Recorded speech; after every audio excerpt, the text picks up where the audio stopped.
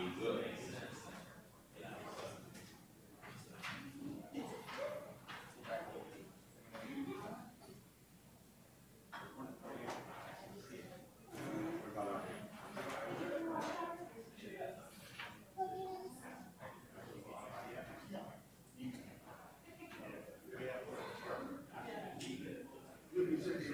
I'm gonna put this camera here on the floor. Still be able to hear.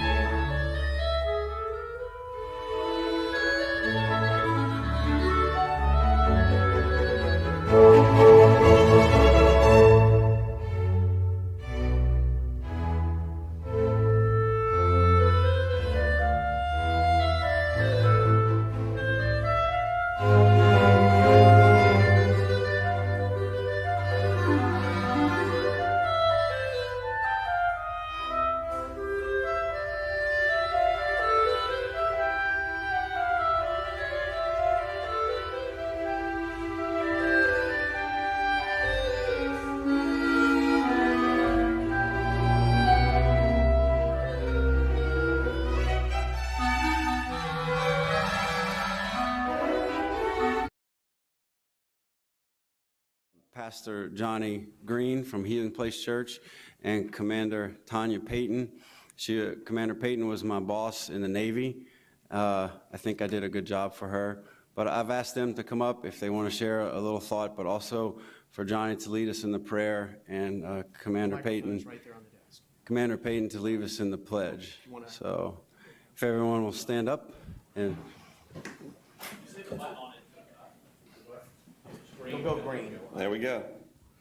Hey, well, I first of all want to thank Craig for inviting me, and then everyone here. I just appreciate. I'm sure you don't get a lot of compliments when everything works, and you get a lot of calls when things don't. And so I want to tell you guys thank you for for what you do and taking time of your schedule. And I pray what I want to pray today is that you'll reap in your lives and in your families what you sow into this state and so many people. So Father, we love you. Lord, we invite your presence here today. God, I thank you for men and women that have dedicated their lives to serve those that you love. And so, God, I pray that you'd give them wisdom today. And, God, I pray you'd give them anointing to do what they do. Lord, that your spirit would be here. God, bless every single person. I pray for the work that they put into serving so many people. God, that they would reap the benefits, Lord, in their homes, in their families, in their businesses, their finances, their health. God, in every single area. Lord, we thank you for the conversation that's going to take place today. And Lord, that you would lead it in the direction that you want. Father, we love you. We ask all this in Jesus' name. Amen. Amen. Amen. Good morning to you all. It is a pleasure to be here, and I would like to take the time to thank Commander Green for inviting me to lead you all in the pledge today. So let's go ahead and let's recite the Pledge of Allegiance. I pledge allegiance To the flag of the United States of America and to the republic for which it stands, one nation under God, indivisible, with liberty and justice for all. Thank you. Thank y'all both very much. You're welcome to stay and join us for the lively discussion, but you're also welcome to slip out and keep us in your prayers. So we have a couple other announcements. I'd like to also introduce a friend and now the director of broadband in the state, Vineeth Ingar. You want to stand and say hi? Anything you'd like to share, Vineeth? No, I'm started this actually week 3 on the job, and here's off. There's no problem. Hey, can you come up here?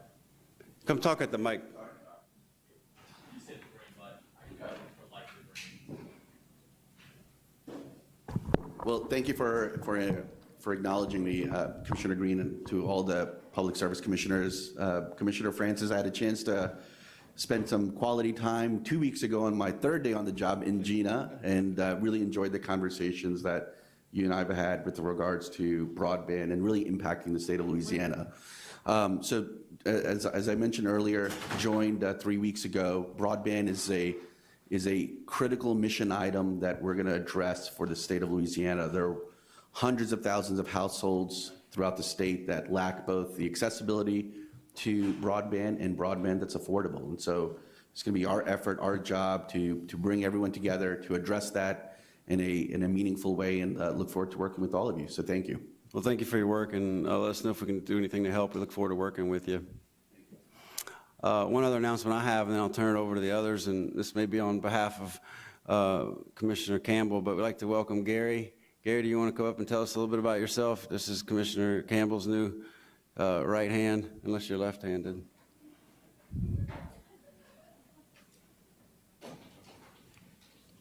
Yeah. Good morning, everyone.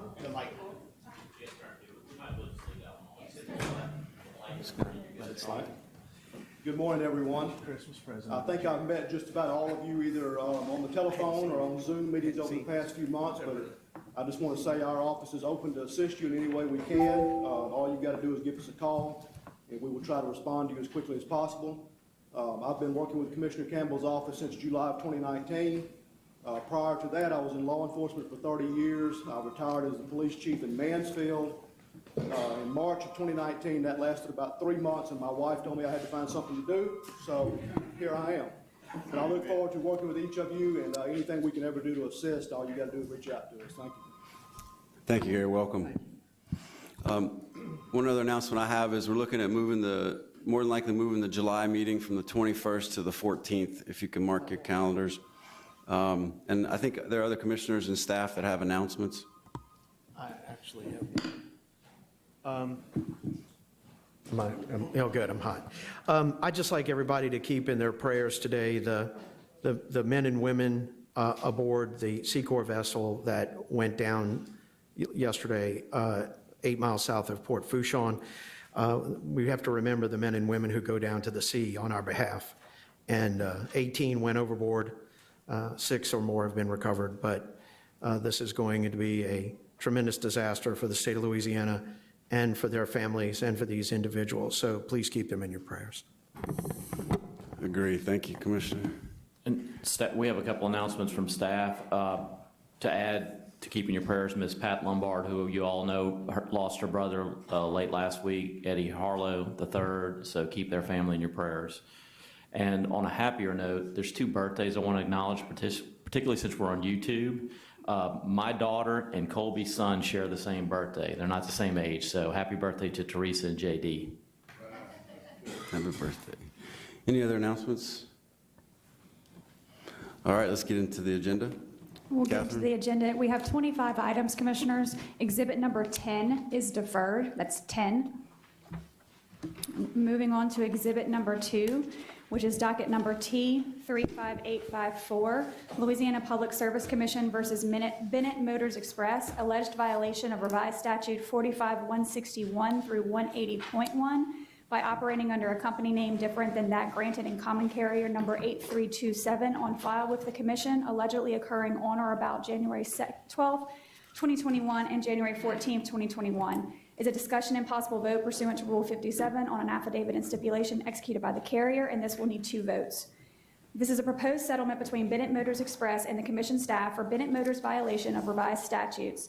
As a result of a complaint filed with the Commission, staff discovered that Bennett Motor had operated under a company name different than that granted on Common Carrier Certificate 8327. Subsequently, Bennett Motor was issued a citation for this violation. In response to the citation, Bennett Motor signed an affidavit and stipulation wherein it did not contest the violation and agreed to a fine of $1,000 with $500 being suspended, conditioned on not being found guilty of, entering a plea of guilty to, or entering a plea of no contest to any additional violations for a period of 1 year. Bennett Motor also agreed to remit to the Commission the fine of $500 together with $25 citation fee for fines and fees totaling $525 paid by certified funds on or before April 9, 2021, and agreed to file an application for a name change with the Commission, changing its name on file to Bennett Motor Express, LLC, American Eagle Division, along with other conditions.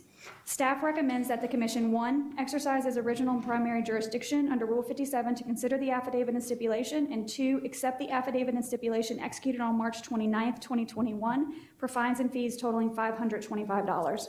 Move to bring the matter up under Rule 57. Second. Is there a motion? Is there any opposition? Hearing none, the matter is brought up. Move to accept staff recommendation. Second. Is there any opposition? Hearing none, the motion is passed. Next. Exhibit number 3 is docket number R31106, Louisiana Public Service Commission's rulemaking to study the possible development of financial incentives for the promotion of energy efficiency by jurisdictional electric and gas utilities. It's a discussion and possible vote to retain an engineer for District 2.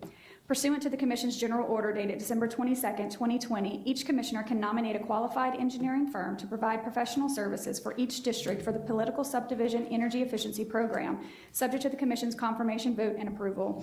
The retention of an engineering firm for a specific district is to assist in the review of new project applications and/or review approved applications where labor or material costs have not yet been incurred. Based on the Commission's General Order, Chairman Green nominates D. Hicks Consulting, Inc. to serve as the engineer firm for District 2 for 2021. Based on the Commission's General Order and the allocation of political subdivision portion of the Energy Efficiency Program to District 2, D. Hicks Consulting's budget to provide engineering services to District 2 shall not exceed $15,453.95. Staff recommends that the Commission approve Chairman Green's nomination of D. Hicks Consulting to assist District 2 with the Political Subdivision Energy Efficiency Program for a total budget not to exceed $15,453.95. A motion to accept Hicks Consulting as my district's energy efficiency engineer. Second. Any opposition? Hearing none, the motion is passed. That's for your. That's for my district, yes. Yeah. Exhibit number 4 is docket number S35838. This is going to be several of a series of ETC applications and approvals on this docket, so a lot of them will sound the same except for the company being different. This one is docket S35838, Gunther DBA Reach 4 Communications, application for a designation as an eligible telecommunications carrier. Discussion and possible vote on staff's report and recommendation. On January 5th, 2021, Gunther DBA Reach 4 Communications filed a petition seeking a designation as an eligible telecommunications carrier pursuant to Section 214E of the Communications Act of 1934 as amended, and the Commission's General Order number R27841 dated May 20th, 2004. The company's petition sought ETC designation for the purpose of receiving high-cost federal support from the Federal Communications Commission's Rural Digital Opportunity Fund Phase 1 auction for provision of eligible voice and broadband services within the census blocks for which the company was awarded RDOF Phase 1 support, as well as low-income federal support incidental thereto. Notice of the petition was published in the Commission's official bulletin dated January 8th, 2021, with no interventions or protests being filed. The FCC's report and order implementing the RDOF Phase 1 auction requires that winning bidders be designated as ETCs within 180 days of the release of the public notice announcing the winning bids, or by June 7, 2021. Pursuant to Section 214E of the Act, state commissions are given the authority to designate as ETCs those common carriers that meet certain federal service requirements and whose designation would be consistent with the public interest, convenience, and necessity. Consistent with its authority under federal law, the Commission issued the ETC General Order, which created a list of public interest criteria to be applied on a case-specific basis to all requests for ETC designations in areas served by rural telephone carriers. This particular company is a family-owned business located in Crowley, Louisiana, and has been in operation for 60 years, providing facility and wireless-based telecommunication services to government agencies, private businesses, and residents in Southwest Louisiana.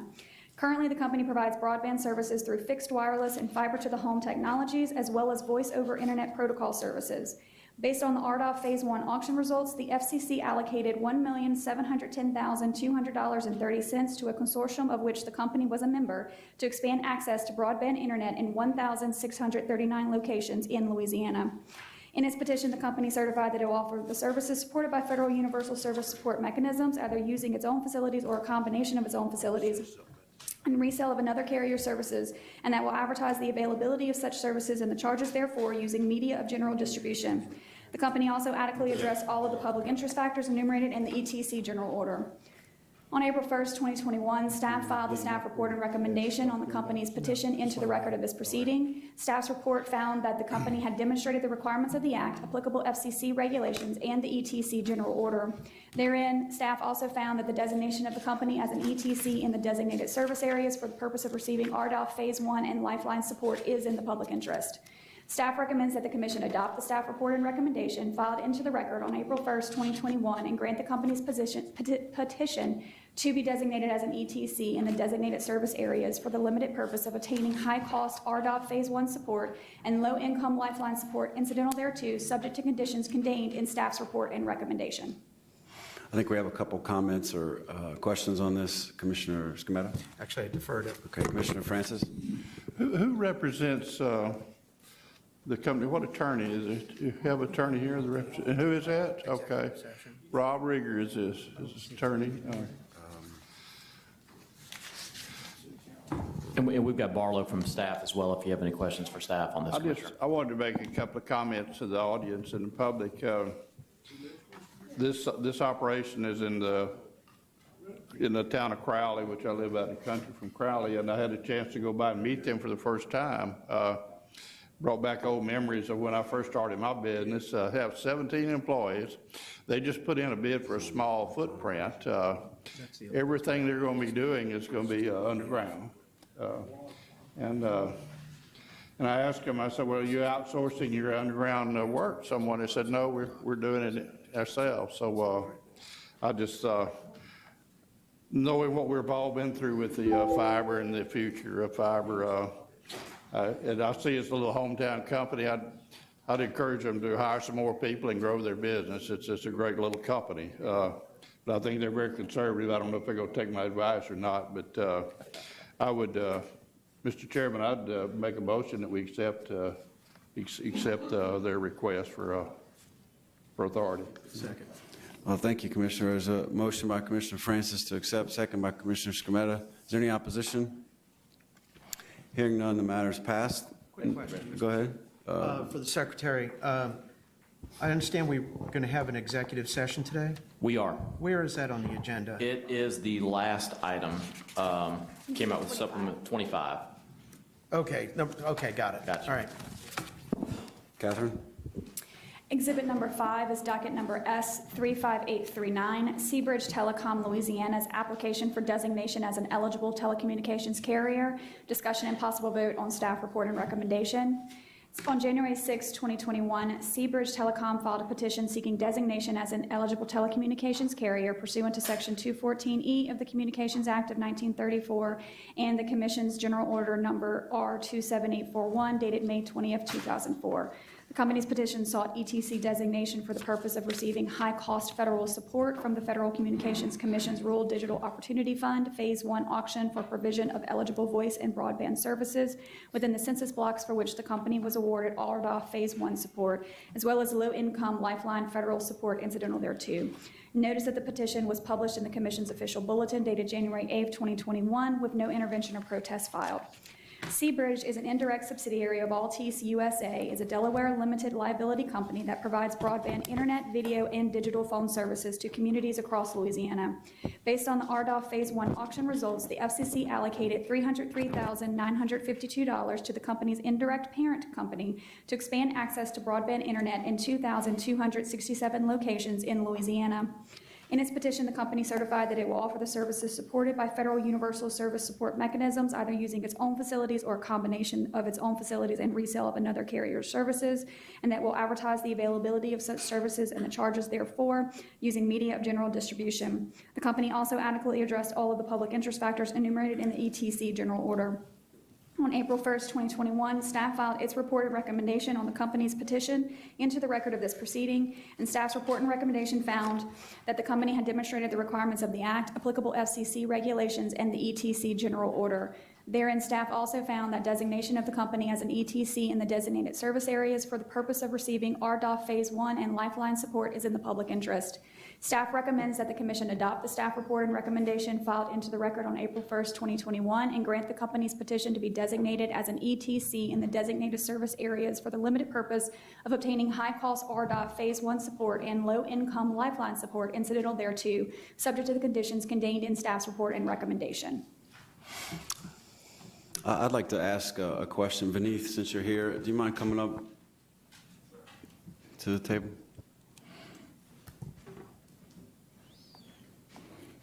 And just, you have to introduce yourself and for the records again. Vineeth Iyengar, Executive Director for Broadband Development and Connectivity. So you can take your mask off if you'd like.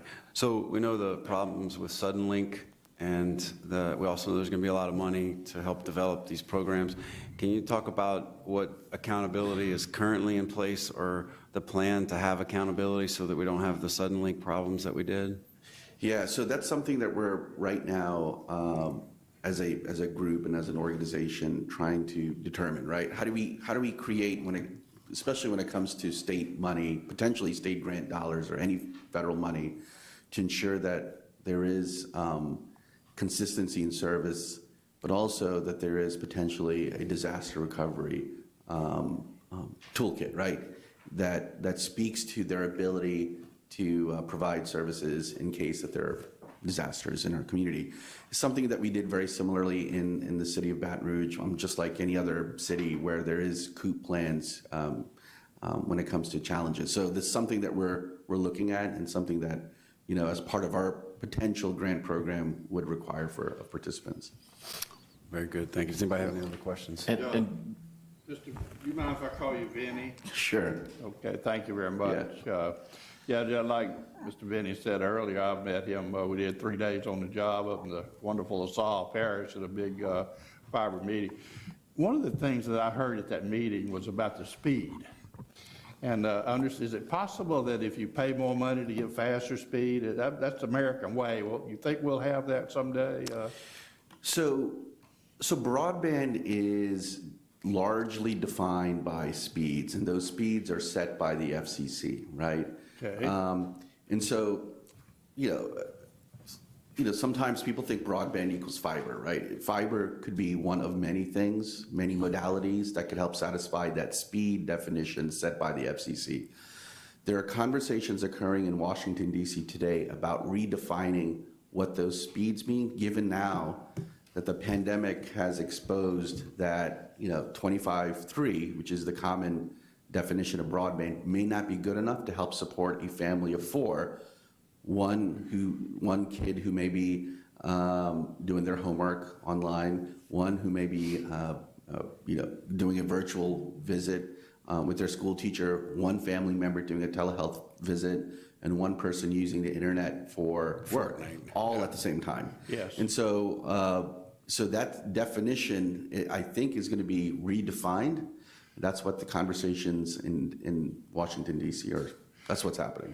Well, you know, in that meeting we had in LaSalle Parish, that I heard several business people, law enforcement, talking about the speeds. And they said, you know, I'm being charged for X number speed, and whenever I monitor it, the best I can tell, I'm not getting my full money's worth. Are we going to be able to monitor the speed of our? So one thing that we did launch yesterday, which, you know, everyone talks about mapping, who has what, where, what speeds, Yes. and what costs, right? The FCC has maps, really the 470, Form 470 from the FCC.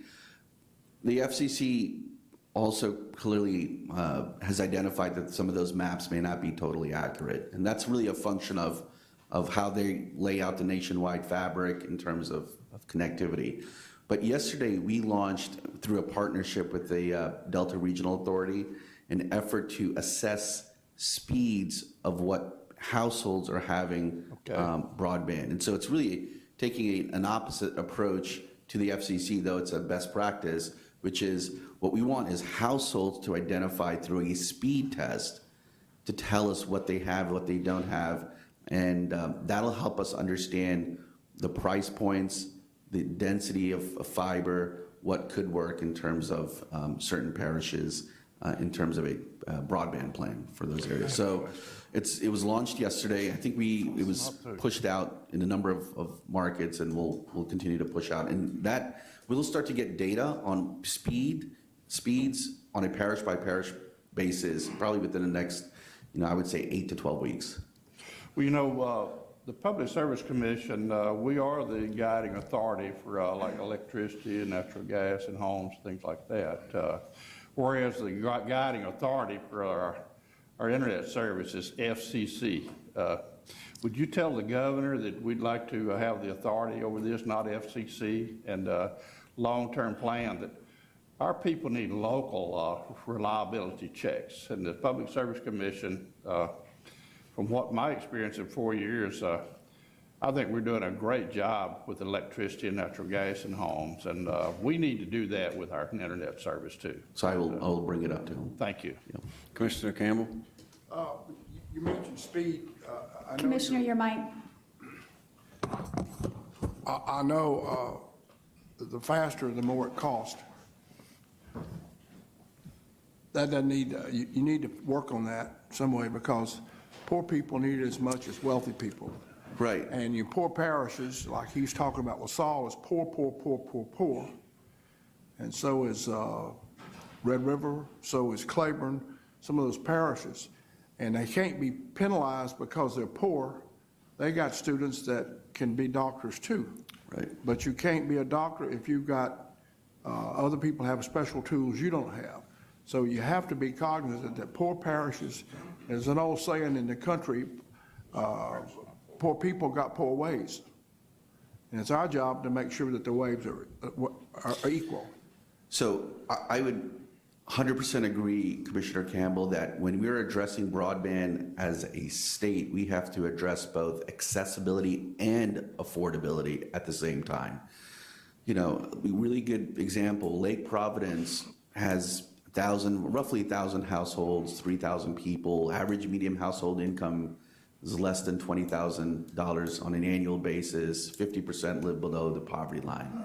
And so I think it would behoove us not to create a platform or to invest perhaps in a infrastructure or to incentivize a provider that goes in and charges something that does not fit that market. And so that's something. So accessibility and affordability are going to be key tenets to whatever we do. I represent those people. Claiborne, we've had a big discussion about Claiborne. The average salary or income in Claiborne is $18,000, way below the average or Correct. for poverty. And that doesn't mean the people in Claiborne and East Carroll doesn't need the same help that somebody in East Baton Rouge needs. I would agree. I would agree. And you keep in mind, I know I'm preaching to the saved, but we are, if we're not the poorest state, we're next to it. And we're going to have special help here, making sure that poor people are treated like people who are not. So Commissioner, my first official visit in this capacity was to Grand Parish, then to LaSalle. And then I've been to Caldwell Parish. And then next week I will be in Ruston, then Oak Grove, and then likely have meetings after my meeting in Oak Grove with folks in Lake Providence. So the commitment that we have to really focus on the unserved areas, to focus on areas that lack both the accessibility and affordability will be a priority for us. Ruston, as far as North Louisiana go, is one of the most prominent wealthy parishes because you've got Grambling there, you got a Louisiana school there, plus you got Louisiana Tech, plus it's busting wide open. And it's a world of difference between Lincoln Parish and right up the road there in Union Parish or Morehouse Parish or East and West Carroll Parish. It's not even daylight dark. So I understand the people in Lincoln Parish need it, and they can afford a lot more than people in the neighboring parishes. So they've always had the lowest unemployment in North Louisiana. Lincoln Parish has always had it because of the state institutions there. Right. And the last thing is there's not a one-size-fits-all solution to this, right? So what works in East and West Carroll Parish is going to be diametrically opposite to the challenges in Plaquemine Parish, right? And so Plaquemine, the issue may be, a little bit less of an accessibility. There may be an accessibility issue in Plaquemine, but it could be more of an affordability. In places like East and West, it could be a combination of both. So you need to keep in mind also, it's an interesting statistic. Caddo Parish is a, well-to-do parish, if you say. But I read, and it was startling, the take rate in Caddo Parish is some of the lowest in the United States. So we're talking about making people, having it available. Caddo Parish was third in the United States with towns of 100,000 or more. And that was hard to me believe. You people talking about high-speed internet. It's available, but the people are not taking it. That's a different, you got to look at. Right. Because I was shocked to think that Caddo Parish, or Shreveport in particular, of the cities that had it available, were the third lowest in the United States. People have it there, they can't afford it, or they're not taking it. So it's got to be affordable. It's got to be in the $50 range. If you get, you want to talk about $100 a month in Lake Providence, you might as well be talking about sending them to the moon. It's not $100 a month. But we got to do something in this state to try to get this median price around $50, $60, where people can afford it. I don't know where y'all, that's what I think. So we're looking at what other states have done whose topography, geography, sort of socioeconomic challenges in different counties, which are far different in places like Virginia and North Carolina. I mean, Western North Carolina is far different than the urban areas, and they present greater challenges because of the mountainous regions. But a lot of areas in Western Carolina, for instance, are quite poor. And so we're looking at best practices and models that exist in other states that have similar demographics and geographies, especially those in rural areas, to understand what's worked and what hasn't worked in those markets. Do y'all have any idea? I mean, I have an idea, but I'm just me. The price I'd like to see sort of universal for these people is around $50. Some way to get it down there where people can afford it. You know, the high speed, some people, well, I've heard it's $120, and so, well, you might as well just tell them, hey, forget about getting on it, because that's, when you make $18,000 a year, you take the income tax out of it, or if there's any paid, and you got it, there's not, $100 a month is a big deal, is what I'm trying to say. We got to have it where people in Louisiana Can afford it. That's the main thing. Mr. Vinnie, I represent LaSalle and Grant Parish, and my constituents would never call themselves poor. Poor is a state of mind. Right. That's a great area in the state of Louisiana, and that's not a poor. Those are not poor parishes. Right. Well, what I meant, Mr. Francis, it damn sure is a poor parish when it comes to economic money. It's poor compared to other places in the United States of America. I didn't mean the people were poor. I'm talking about economically, it is a poor parish. Just like Claiborne, just like Red River, a lot of parishes. They don't make as much money. They're way below the national average. They're in the poverty range. So you can call it what you want to. Impoverished, if that would clean it up for you some, they're impoverished. But it's a parish that needs help with people who don't make way below the poverty level in the United States. And that's what we're faced with. And my point is, when you have people like that, lots of them in Louisiana, we have to make exceptions to get them what they need to bring them out of poverty. I think what they're both saying is affordability, which. Affordability, yes. So- It is going to be a prime priority for us when it comes to our efforts in this office. Thank you. Commissioner Scametta? Yeah. I don't, I'm going to go with Vinnie because I haven't met you before. So That's fine. Beneath. Yeah. I'm going with it. So, you know, if you think about it, I don't know how much you know about the Public Service Commission, okay? And I really don't. I know you've been around and been working with the administration, et cetera. But, you know, you've got 5 commissioners, and each one of these commissioners has multiple offices. And each one of these multiple offices has multiple staff. And you know what we get calls about the most in this state? The biggest complaints we get is broadband. And you know what we have no authority over in this state? Broadband. You know what you have no authority over in this state? Broadband. This is an issue that we have to define at the legislature, okay? And the governor can help on this. During the Obama administration, the FCC declared broadband to be a public utility, and they reeled it back in later on. You know, we now have a Supreme Court justice discussing the fact that social media constructs are public utilities and should be defined as such. And we need to look at this as public utility because we, as a commission, can help put and direct where the right kind of services go out. They don't need to be fiber all the time.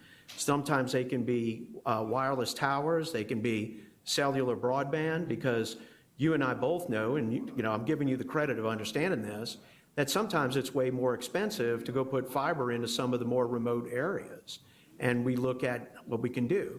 But this commission is uniquely built to develop infrastructure and to provide for mechanisms on recovery of infrastructure. The other thing we have is a mechanism to provide for consumer complaint and to deal with consumer complaint and to manage it. We have an administrative law system. We could come here to the commission as a court of appeals, and we're going to, you know, you're not going to see it because I think you got the good sense to get out of here as soon as you can. But we deal with problems like this all the time, right? So, you know, our issues are that while we're having a very interesting discussion on broadband and the potential of broadband and what we knew and about pricing, we have to come together as a state to recognize that the mountains are high and the emperor is far away. You know, we need to deal with our issues on a local basis. We need to take over the jurisdictional component of broadband, even if it's just on infrastructure. Not talking about any of the context associated with it, but the broadband infrastructure element, and it will allow every commissioner up here to work in their district to help build out into the necessary areas that need it. And we got a lot of value out of the RDOF auction. I got to see a map yesterday of where everybody's going between SpaceX and all the people on this list and everything, and they're covering a lot of these areas. They're coming here for telephone service elements, and we're going to have some interactivity with them. But we could go a long way as a state to lead the way if the governor and the legislature would work with us, much as they did over the issues with, I call it missing link, but sudden link, that to work with us so we build a plan for recovery like they did in southwestern Louisiana and central Louisiana, but for building that kind of plan to develop the regulatory administration of broadband infrastructure, which we've got a mechanism which you do not have, and we have a mechanism which moves quicker than yours can move. And I think there is great value in the governor working with us and the legislature to accomplish these tasks. So I just want to offer that to you. Thank you. Well, Vineet, I didn't mean to put you on the spot, but thanks for joining us. That's okay. You show up, you show up. Thanks for joining us. Buy your ticket, you take your chances. Yeah. Thanks for joining us in the rabbit hole Wait, I think- as we. I got one other short one, if you don't mind. All right, sure. There you go. Trying to wrap. The last year, we've had some serious storm damage, you know. Commissioner, Okay. Yeah.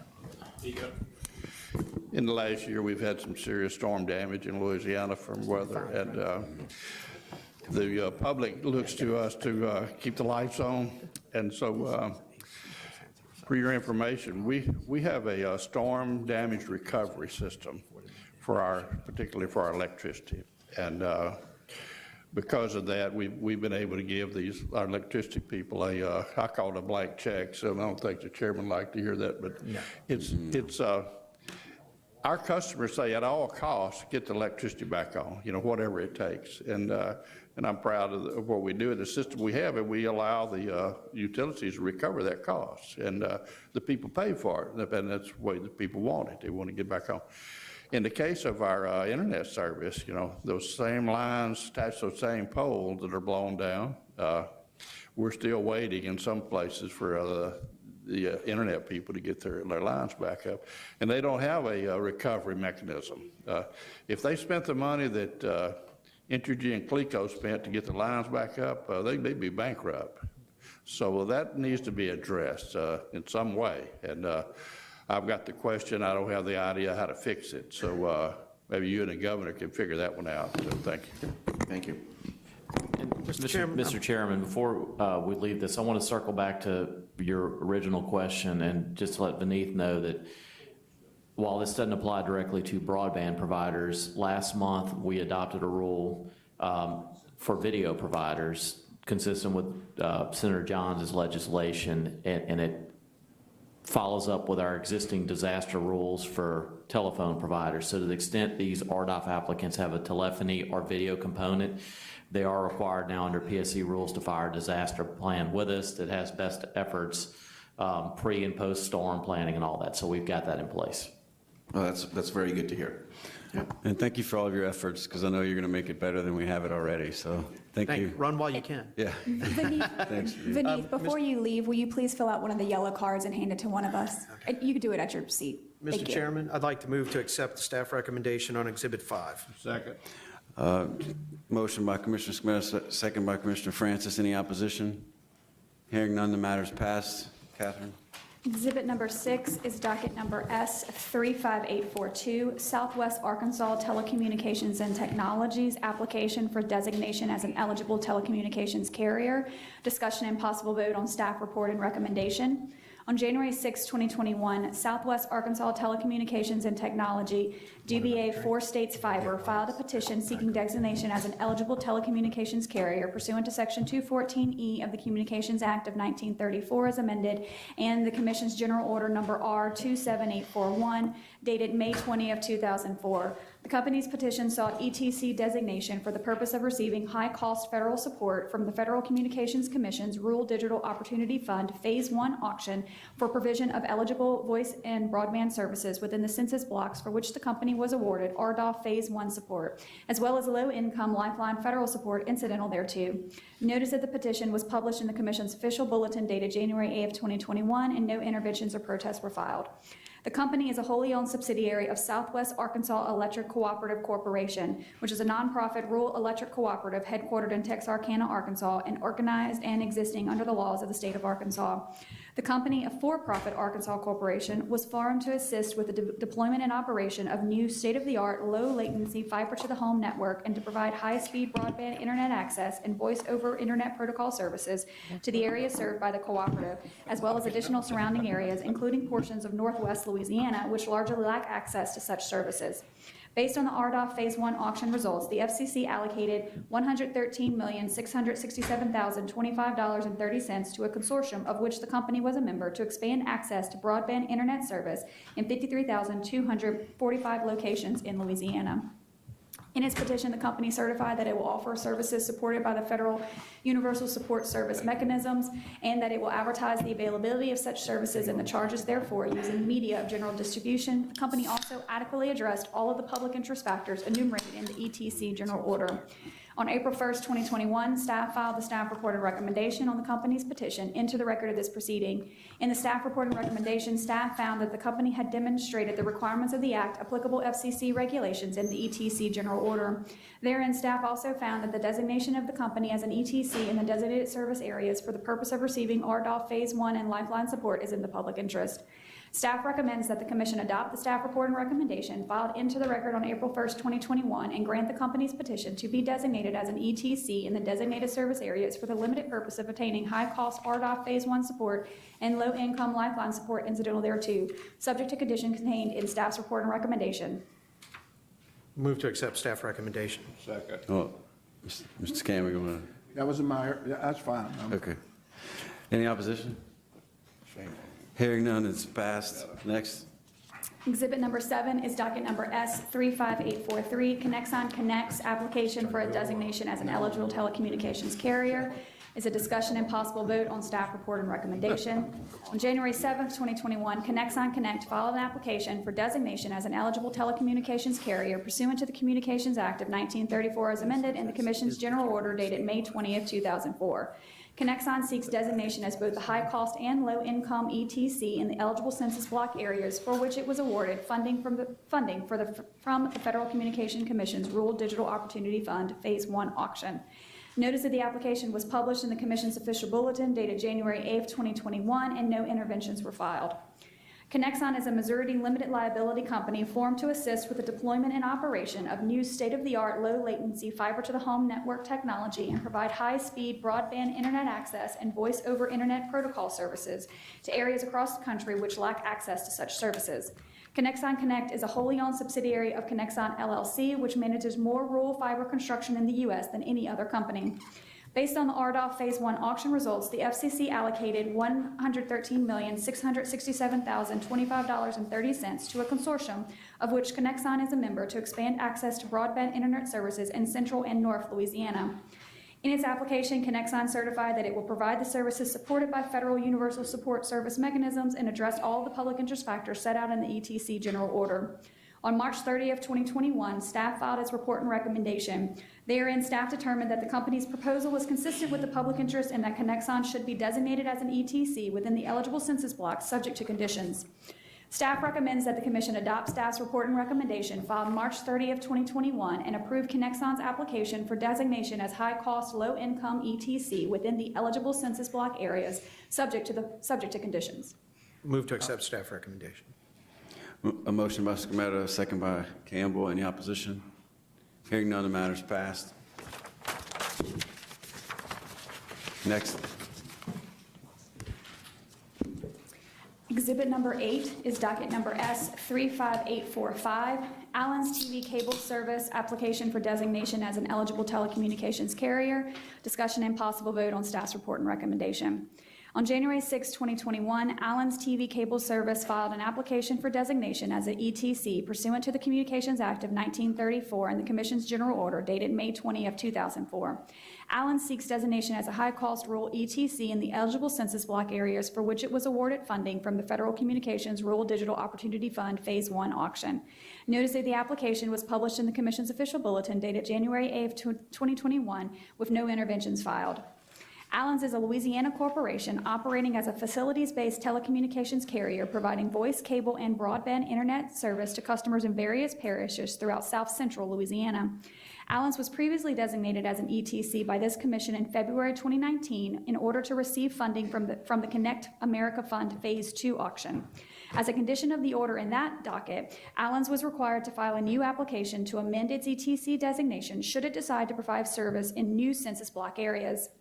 Based on the RDOF Phase 1 auction results, the FCC allocated $371,348.10 to Allen's to expand its existing fiber optic and broadband networks into Point Capiz, St. Landry, and St. Martin parishes.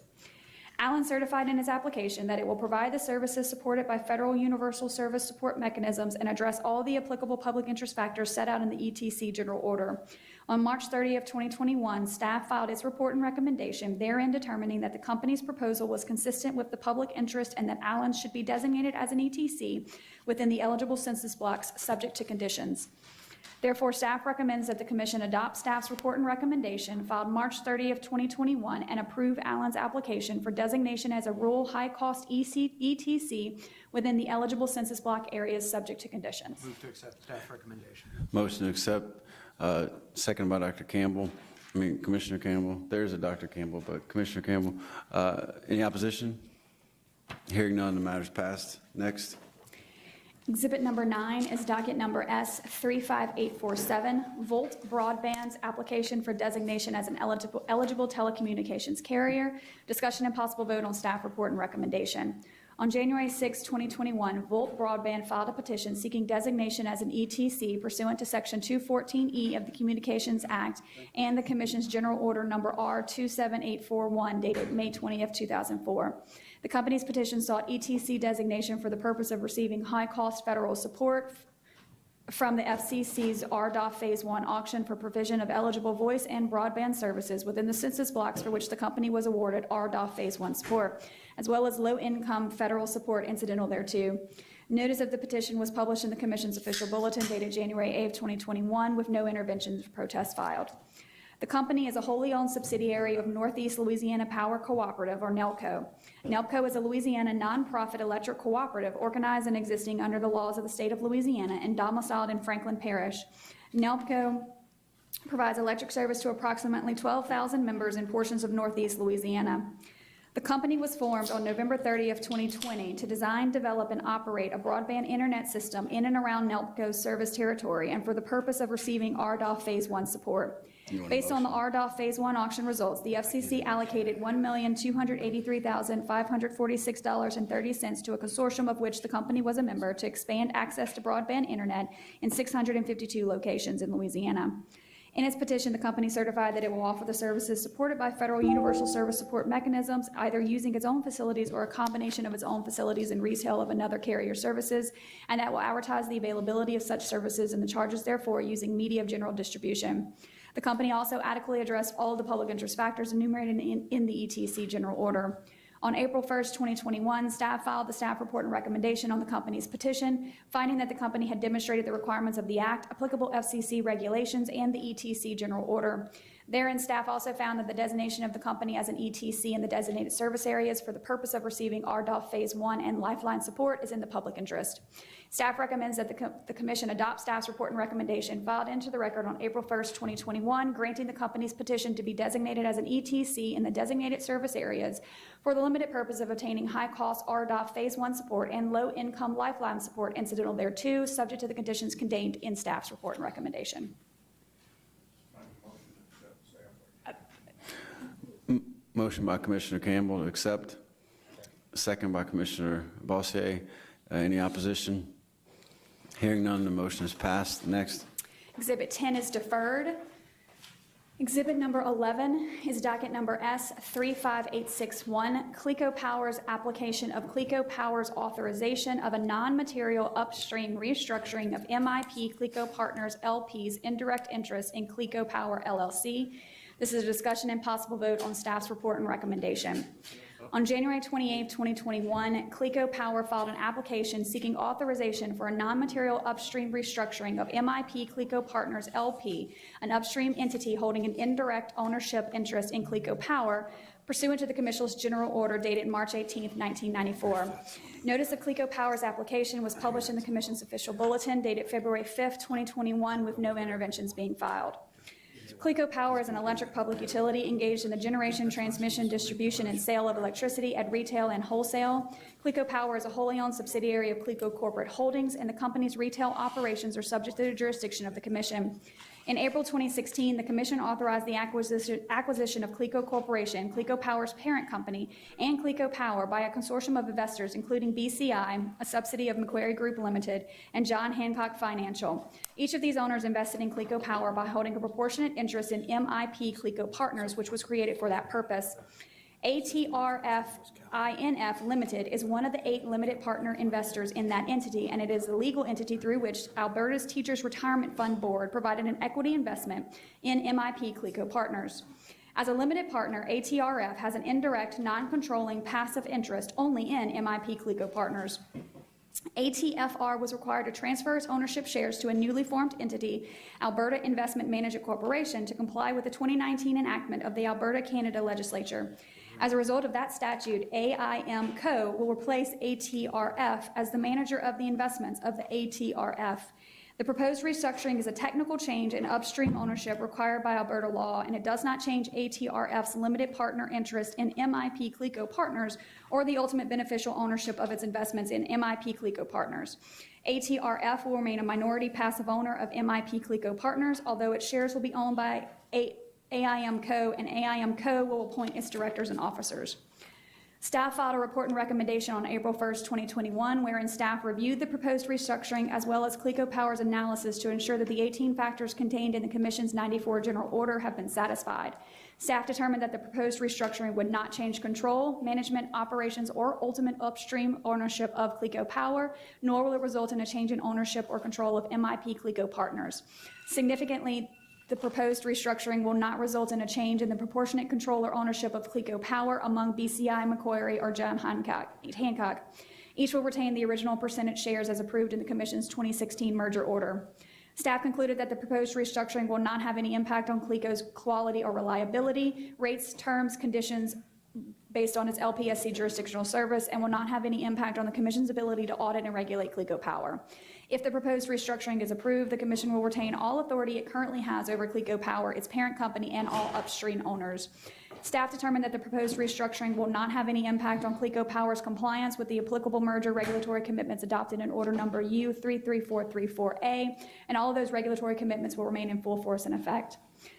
Therefore, staff recommends that the Commission accept staff's report and recommendation, filed into the docket on April 1st, 2021, determining that the requirements of the May 18, 1994 General Order have been satisfied, that the authorization of the proposed restructuring be granted subject to certain conditions, including that should any future restructuring trigger the requirements of the 94 General Order, Cleco Power shall submit another application, and that all of the provisions of Order Number U33434A, including the regulatory commitments adopted therein, shall remain in full force and effect.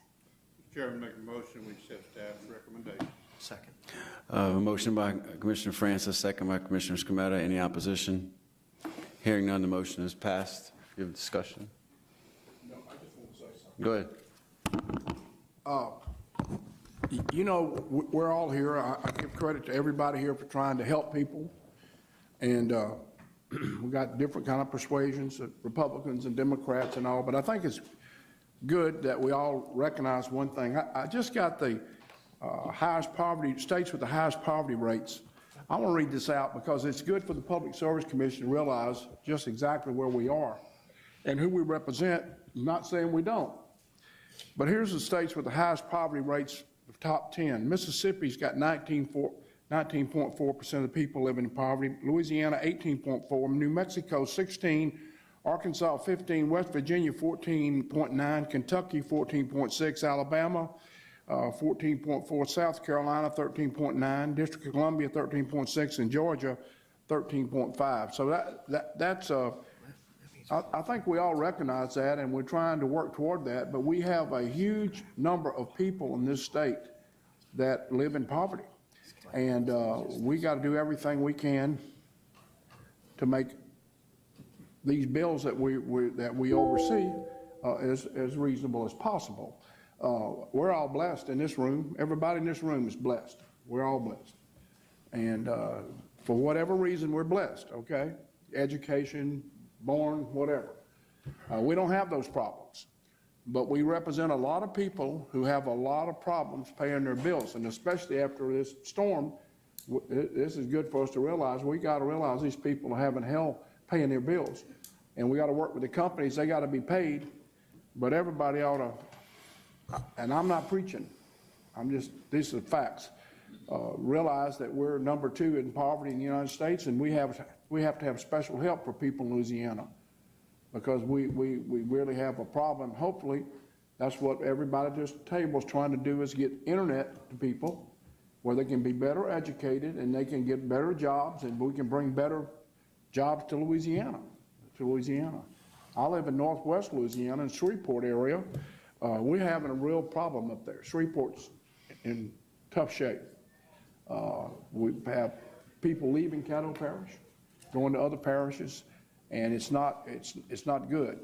So I just wanted to mention that. I know you all know it, but it's a good thing for us to realize. That's all.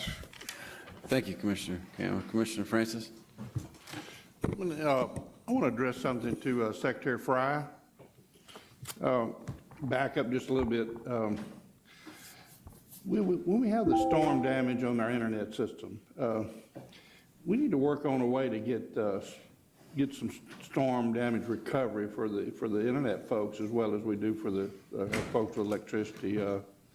Would you try to, since you're an expert in the internet field, would you try to figure that out for us so we can help our people? We can talk to them and put our heads together and see what we can come up with. I would dream one day we'd have the internet service up as fast as we have our electric service up in Louisiana. Wouldn't that be great? I think the people would love it. The business people would really love it. The business people are the ones who create the jobs and try to make a profit. And this internet service is critical to our service in our businesses. So, one of the things you heard throughout some of these RDOF applications, the ETC designations, when Catherine was reading them, is the different types of technology that are being proposed. And one of the good things with internet that we don't see a lot of the benefits on the electric side is you can bury a lot of this, or you don't need the wires if it's fixed wireless. So there is some inherent hardening in the system to begin with. Now, I know we saw the issues with Suddenlink with the traditional cable that's strung on wires, but some of these new technologies may not have those same service interruptions. So hopefully the problem fixes itself, but I understand what you're saying too about different mechanisms to recover for recovery. yeah, I asked one of the winners of the grants in north of central Louisiana, I said, why didn't you bid on South Louisiana? He said, well, we're just putting stuff on pole attachments. We're not going to do the underground where the hurricanes are. So it's been an interesting mix. Thank you, Commissioner. Yeah, thank you. I think we're ready to move on to 12. Exhibit number 12 is docket number S35875, Greater Ouachita Water Company's request for a letter of non-opposition to the issuance of secured line of credit. It's a discussion and possible vote on staff's report and recommendation.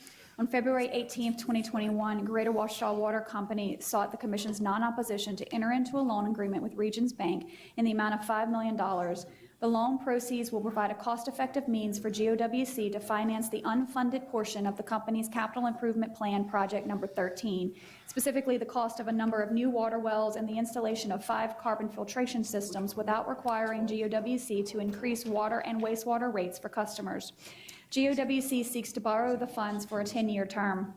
GOWC is a Louisiana nonprofit corporation providing water and wastewater services to approximately 22,000 customers in Ouachita Parish. Project number 13 is currently under construction and it was added to GOWC's capital improvement plan after the conclusion of its last rate proceeding and is estimated to cost approximately $13 million.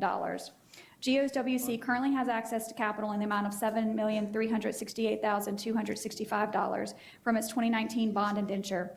If approved, the loan will provide the funding necessary for GOWC to complete the project. Project 13 is intended to allow GOWC to transition customers in its northeastern service area from water purchased from the city of Monroe to well water produced by the company itself. This transition will also allow GOWC to move customers in its northeastern sector into GOWC's rates rather than rates that include the flow-through costs of purchased water from the city of Monroe. In support of its request, the company submitted internal financial records and provided responses to multiple sets of formal and informal discovery. An 18-point analysis pursuant to the Commission's general order dated March 18, 1994, and the construction work plan for Project 13. Staff thoroughly reviewed GOWC's request and all of the supporting documentation, which generally shows that the proposed financial agreement is fiscally prudent means to fund capital improvements that will enable the company to provide safe and reliable service to its customers. After its review, staff confirmed that GOWC's proposal would have no adverse effect on its ability to meet debt service requirements or to continue to provide safe and reliable service to customers. Accordingly, staff filed its report and recommendation on March 30 of 2021, recommending that the Commission express its non-opposition to the company's request, subject to certain conditions. Staff recommends that the Commission adopt the staff report and recommendation filed on March 30 of 2021 and express its non-opposition to GOWC's request to enter into the secured loan, subject to standard conditions associated with the jurisdictional utilities securing loans. Motion by Commissioner Campbell, second by the chair. Any opposition? Hearing none, the motion is passed. Next. Exhibit number 13 is docket number S35876, CenterPoint Energy Resources Corp. Application of CenterPoint's for approval of the abandonment of a portion of its natural gas facilities in Acadia Parish pursuant to General Order R30301. It's a discussion and possible vote on a proposed order. On February 18, 2021, CenterPoint Energy Resources filed an application with the Commission for authority to abandon a portion of its natural gas facilities located in Acadia Parish pursuant to the Commission's General Order R30301. The proposed abandonment is set to occur on April 30, 2021. CenterPoint owns and operates distribution pipelines in the cities of Esterwood, Midland, and Morse in Acadia Parish. The proposed abandoned line was constructed prior to 1952 and has primarily functioned to deliver low-pressure natural gas to residential customers in rice dryer facilities.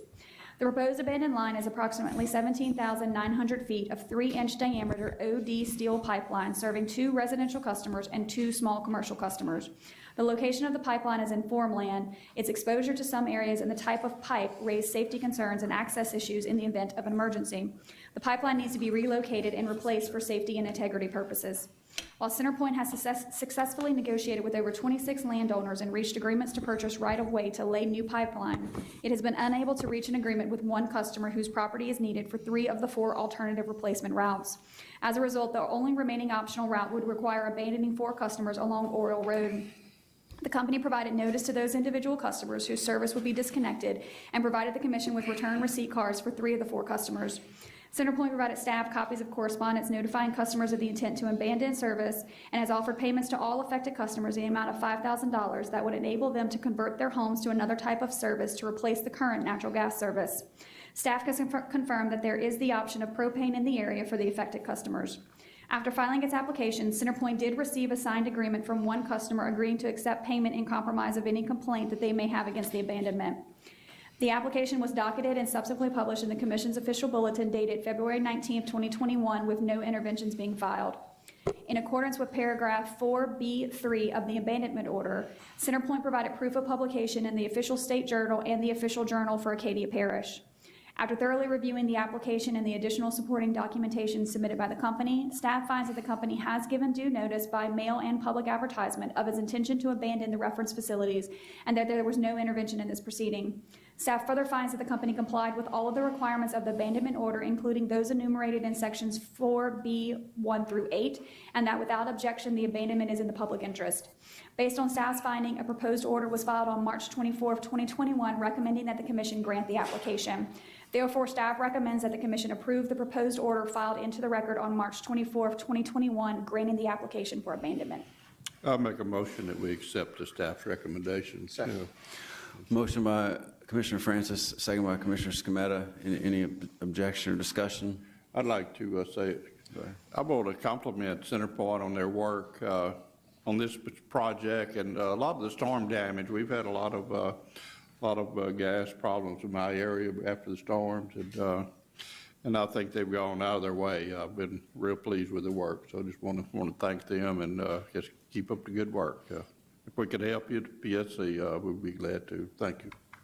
Thank you, Commissioner, and I second that statement. So there's no objection. The motion is passed. Next. Exhibit number 14 is docket U 35916, Entergy Louisiana's application for authorization to implement a green pricing option, rider GPO and rider LVGO. It's a discussion and possible vote to hire outside consultant. On March 18, 2021, staff issued RFP 2105 seeking to retain an outside consultant to assist staff in Entergy's application. 2 qualifying bids were received. The first was from London Economics International for $42,915 in fees and $3,882 in expenses for a total budget not to exceed of $46,797.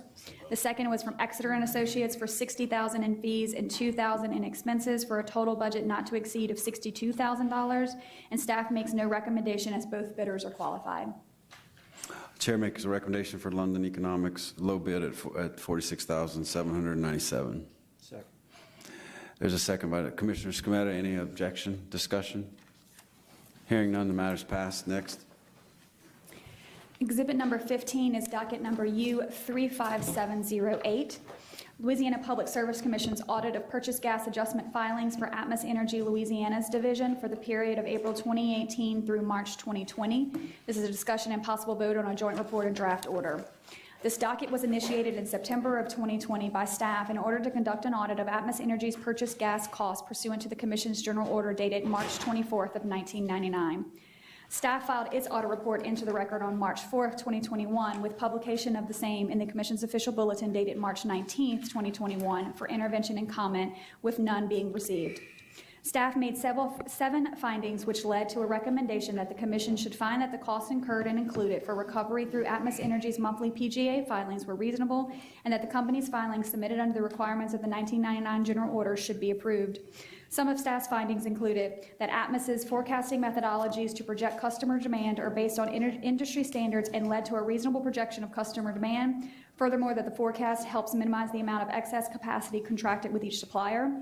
That as a result of Atmos Energy's hedging program, winter period price volatility was reduced by 43% of normal gas requirements.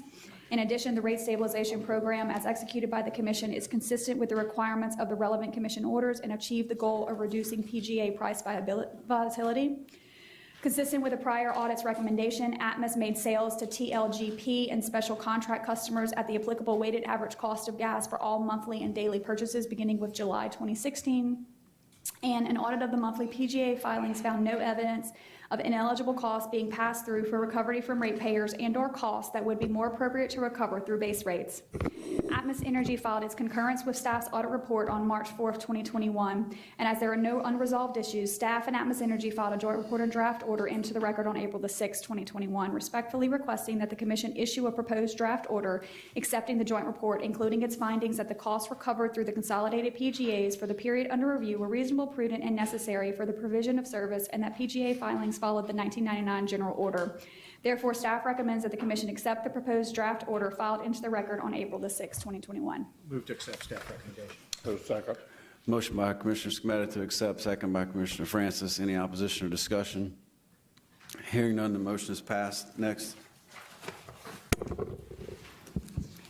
Exhibit number 16 is docket number X35908, Louisiana Public Service Commission's audit of purchase gas adjustment filings for the Gas Distribution Division of Energy Louisiana for the period of January 2018 through December 2020.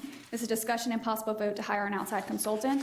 On March 19, 2021, staff issued RFP 2106, seeking to retain an outside consultant to assist staff in these PGA audits.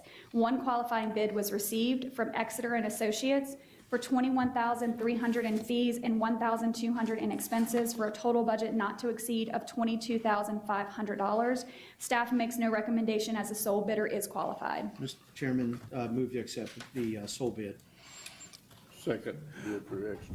Motion to accept by Commissioner Scametta, second by Commissioner Francis. Any objection or discussion? Hearing none, the motion is passed. Next. Exhibit number 17 is docket number X35909 and X35911. Louisiana Public Service Commission's audit of purchase gas adjustment filings for CenterPoint Energy Resources Corp., DBA CenterPoint Energy Intex, and DBA CenterPoint Energy Arkla for the period of January 2018 through December of 2020. This is a discussion and possible vote to hire outside consultant. On March 15, 2021, staff issued RFP 2104, seeking to retain an outside consultant to assist staff in the PG audits for both of CenterPoint Energy's Louisiana divisions. One qualifying bid was received, Exeter and Associates, for $30,800 in fees and $1,200 in expenses for a total budget not to exceed of $32,000. Staff makes no recommendation as the sole bidder is qualified. Mr. Chairman, move to accept sole bid. Second.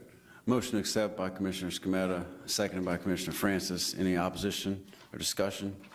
Hearing none, the motion is passed. Next. Exhibit number 18 is docket number X35937, Louisiana Public Service Commission's prudence investigation of Atmos Energy Corporation's System Integrity Improvement Program, including an analysis of reasonable cost recovery mechanisms. It's a discussion and possible vote to retain Henderson Ridge Consulting. At the Commission's March 17, 2021 Business and Executive Session, a directive was made by Chairman Green to conduct a prudence review of Atmos Energy Corporation's SIP program to solicit Henderson Ridge Consulting to assist staff in this matter.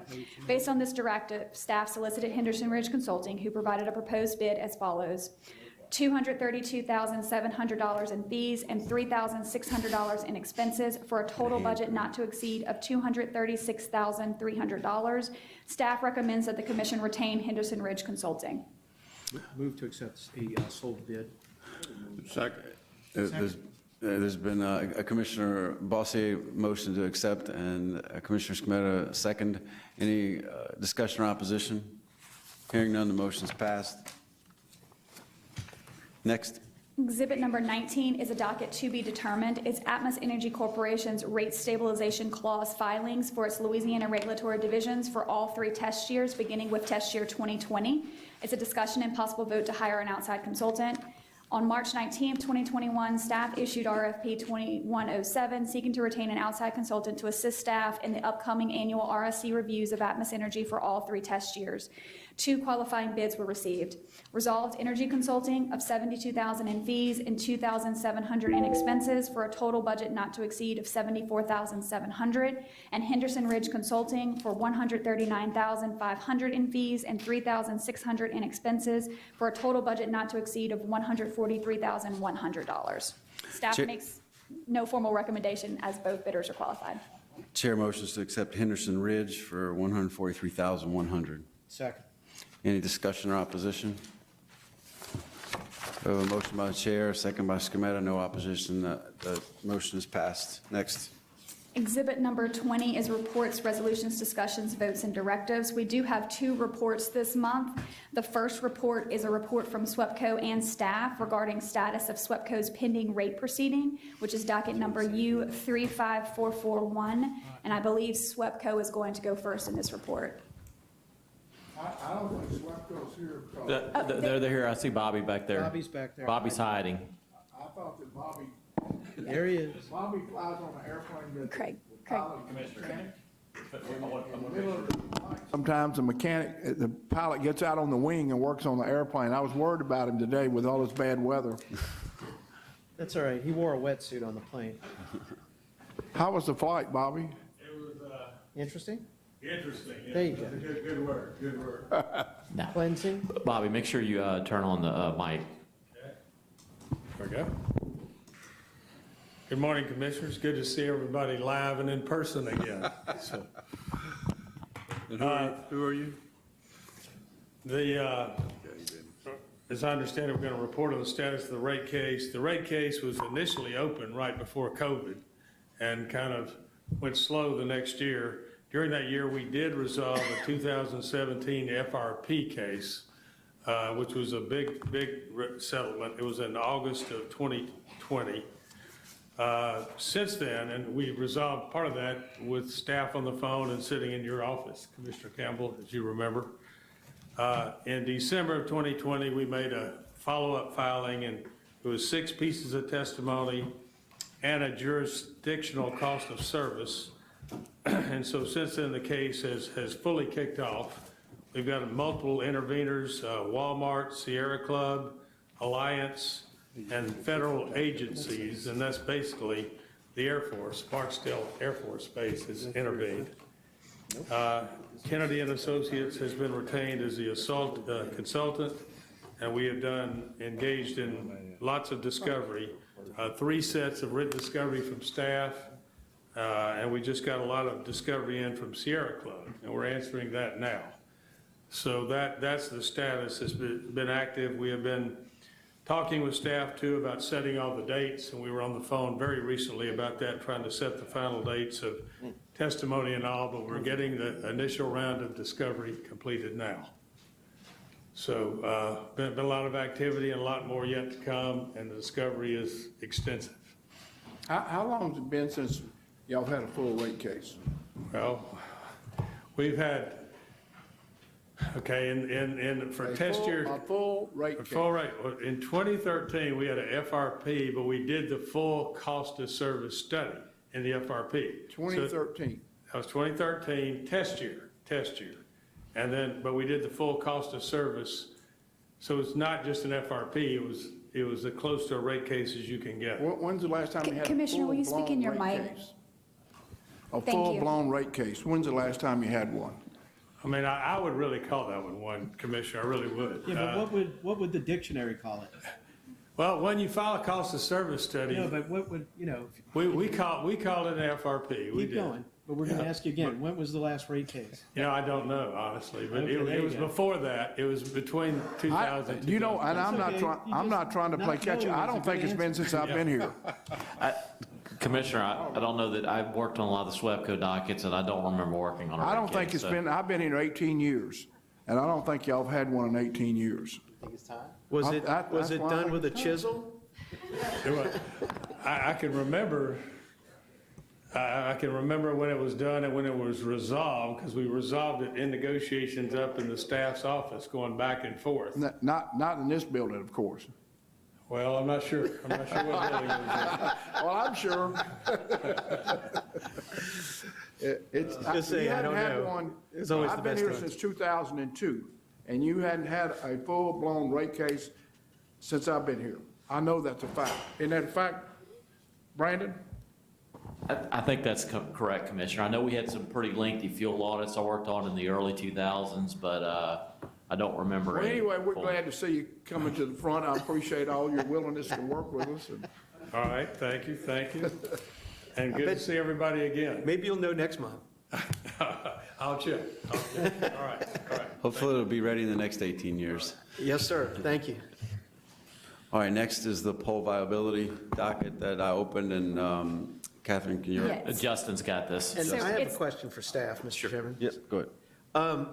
This is the one I think I discussed with you on my issues on the time between the abandonment of a pole and the relocation of wires, whether power or communication wires, to set a time limit. Correct. Is that correct? And yes, sir. Justin's Okay, going so to give you an Justin's update on already, that. Yeah. Justin's going to address that. I just wanted to Yes. make sure I was in the Sure. right No, spot. that's exactly I wanted what to it make is. sure I was in the right place. You Okay, are. All right, thank you.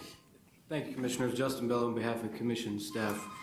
Commissioners, pursuant to a directive that was issued by Chairman Green, Commission staff did open an investigation in X docket into a number of issues with pole viability. One of them revolved around abandoned poles, which included the relationship between the pole owner and attachers, as well as the identification and tracking of poles. We have issued several sets of data requests to the companies, both the electric utility pole owners as well as to the attachers, and we've had some informal meetings with some of the companies as well. What we've noticed as far as the potential fixes that come up in the abandonment area, each of the companies, given their varied natures, have very proposed ways in which they can fix it. And we feel as staff that now's the time to change this docket from an X docket to a rulemaking. We intend to do that this month. We feel that that would be the appropriate venue within which the staff and the companies to bring forth the best proposals, and that way we can hopefully get rulemaking before you guys. Hey, Justin, do you need anything from the commission to transform it from an X docket to a rulemaking? No, sir. I believe we can file a notice into the record. It'll be a brief report that will actually affect that conversion. Because I don't think what we're looking at is anything that's unreasonable.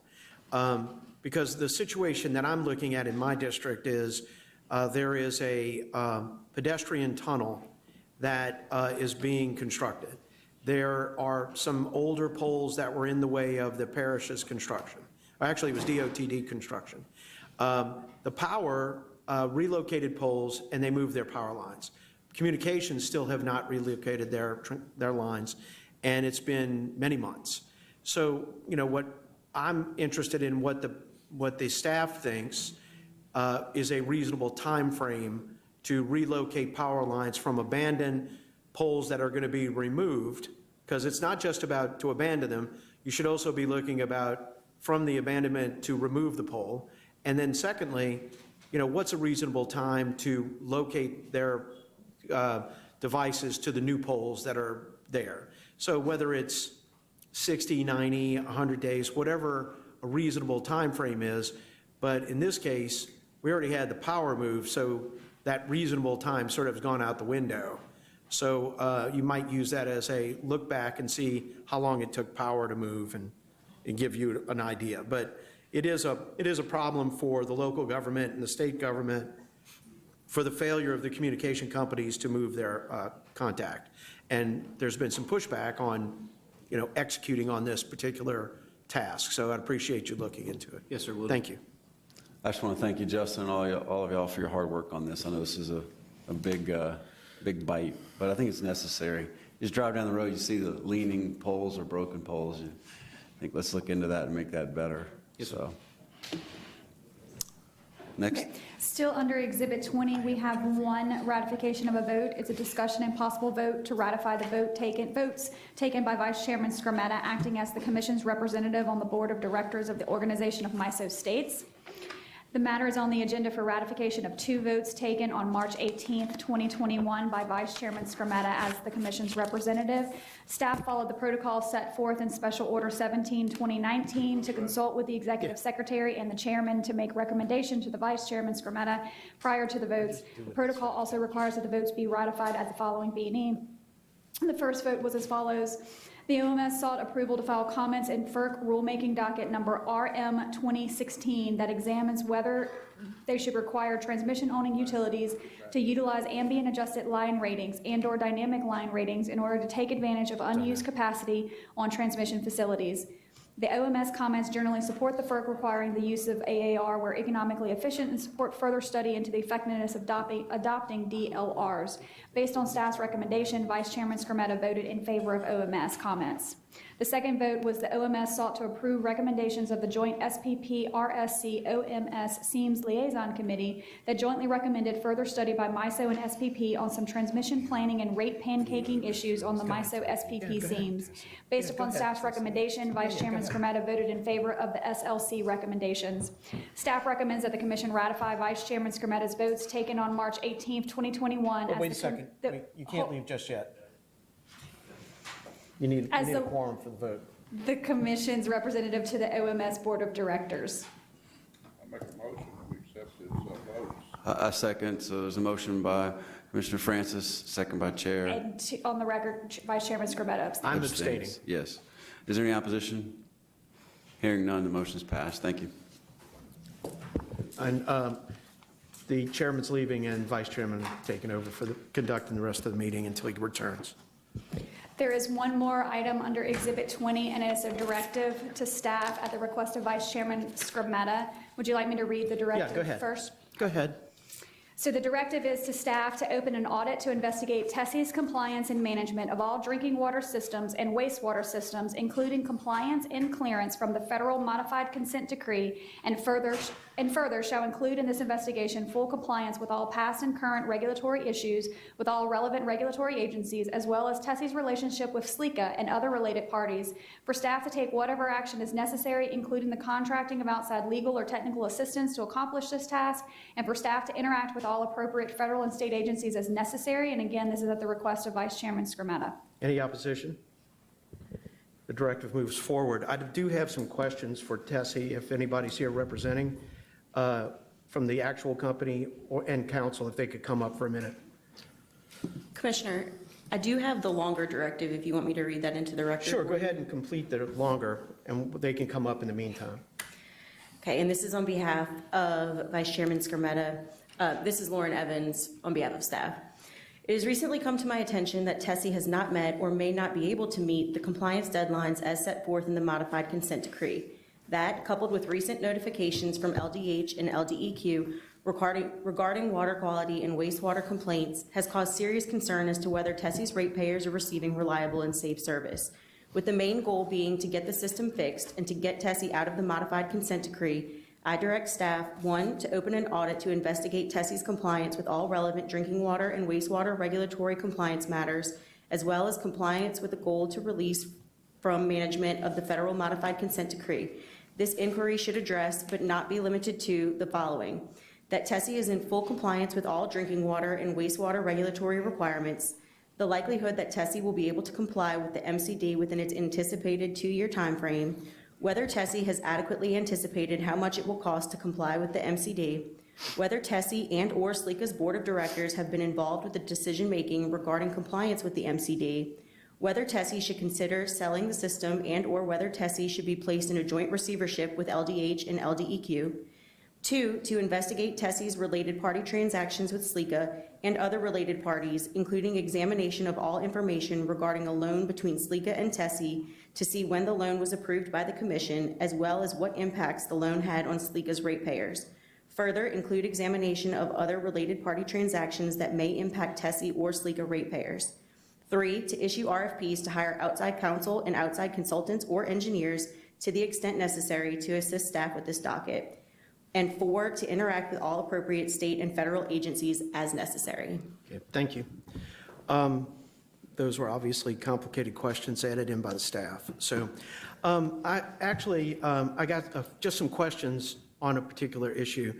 And this is, does Tessy own and control a system called Point Place? I'm sorry, you'll have to state your name and so, go ahead. good morning. So on behalf of Tessy, Kara Cantro, counsel, I have Tim Poche with me from Taylor Porter, and I also have Wayne Owens, CEO of Tessy. Yeah, Mr. Owens probably is going to be the best one to answer these questions. Yes, so do you all own and control Point Place? I believe so, yes, sir. Okay, and is Point Place a 3-cell lagoon that's located in Natchitoches Parish? I'm not familiar with that particular lagoon. Okay. Is that currently in a state of disarray? Not to my knowledge, no. Not to your knowledge? Is Point Place in compliance with the federal consent decree and LDEQ? I'm not aware that it's not, no. I'm sorry? No. If you can pull that microphone closer, it might be easier to pick you up. I am not familiar with Point Place or whether it's in compliance. Okay. Does it have 2 lift stations? I do not know. You don't know? No. Does it have backup power? None of the stations have backup power, no. None of it? No. Okay. Is the lift station located near a treatment pond? I do not know that, no. Okay. Would you be surprised to know that the lift station is about 1,400 feet from the nearest road? I'm not aware of it, no. Okay. Did you know that this lift station has no access from a road and there's no vehicle path to it? I have not visited the site, so I do not know that, no. Okay. So you don't know how you access the site? No. Okay. How do you secure a site like this from trespass from people and animals? Typically a fence. Okay. Do you know that cattle frequently roam this area, making it more of a problem in that area? No. Okay. Do you know that upon inspection of that area by an independent third party in February, there was a dead calf found in the abandoned chlorine contact chamber there? No, I'm not aware of that. I'm going to ask the staff to present some photographs to the other commissioners and to you for review. I'd like you to see this. Is that the cat? Yeah, that's it. You can have this one.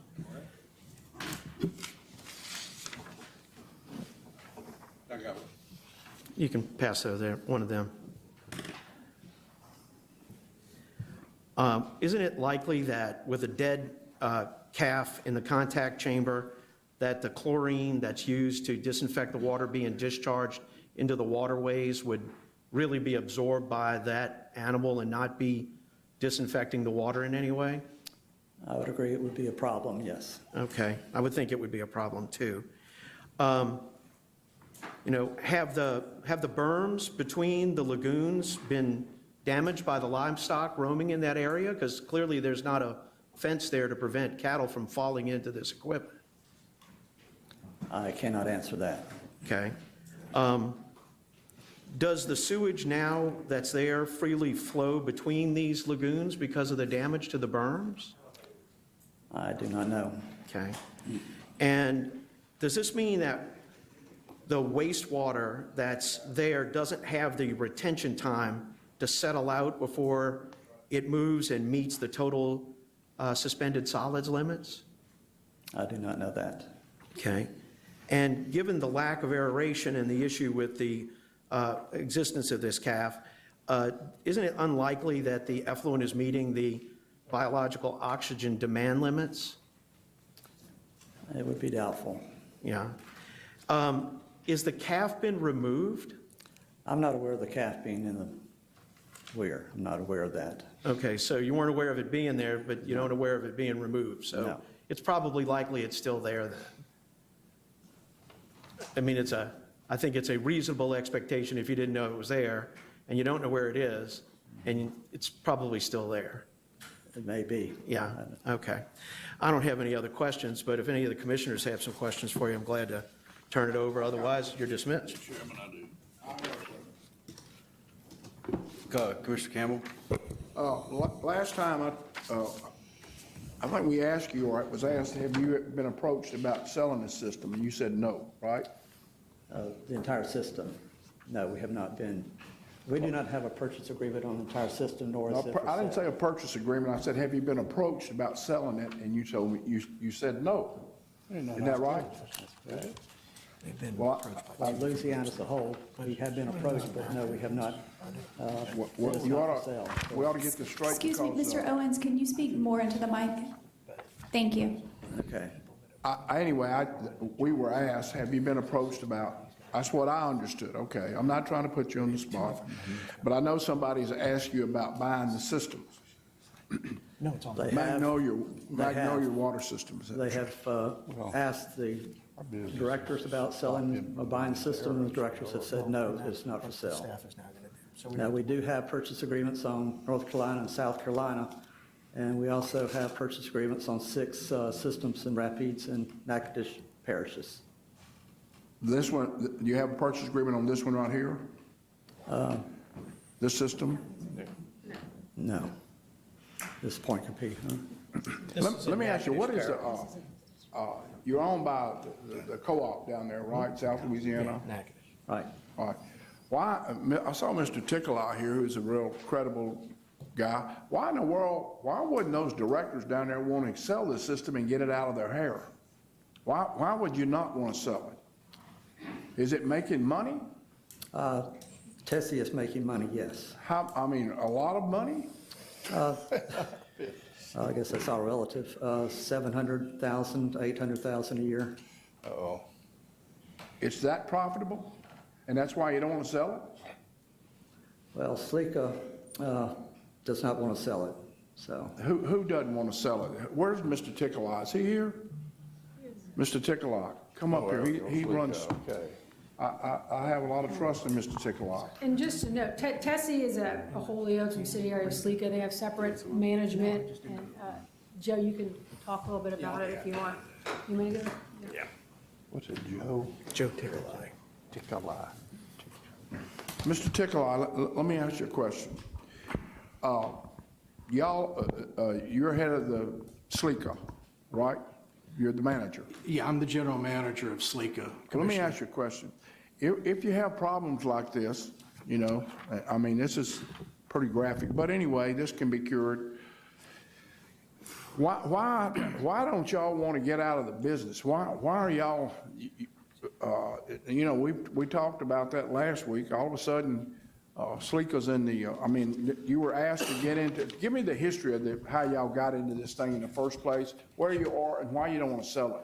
Yeah, I'll be happy to tell you, Commissioner, what I know of. I wasn't obviously there when Tessy was purchased. It was purchased out of bankruptcy from Johnson Properties. Right. There were actually some bad systems on some bad residential sewer systems. And that guy, did he go to jail?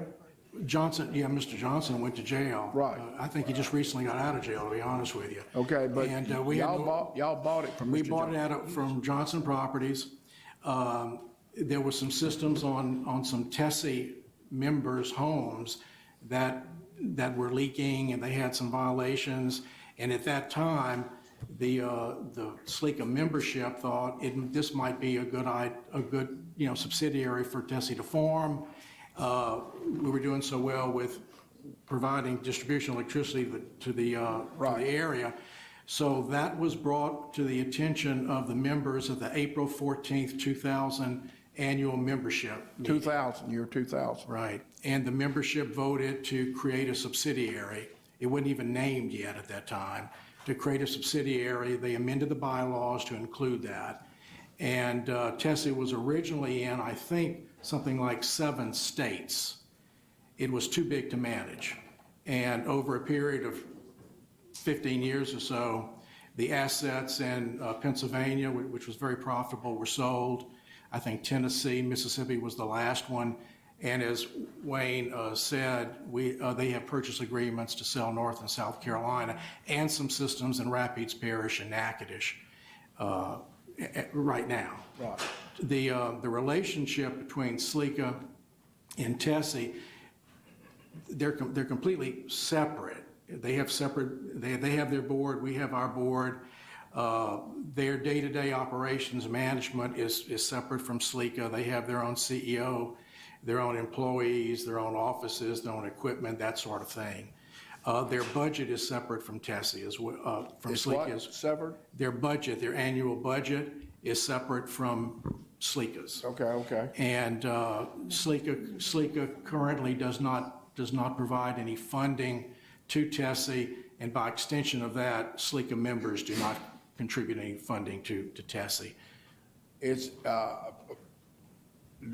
your membership or your board that you that manages Cleco, are they against selling this, or is it you against selling it? Who's against selling it? Several times in the past, when we've had prospective buyers for the Tessy systems in Louisiana, yeah, now they were all for selling the systems in North and South Carolina. Again, that's just too far to manage.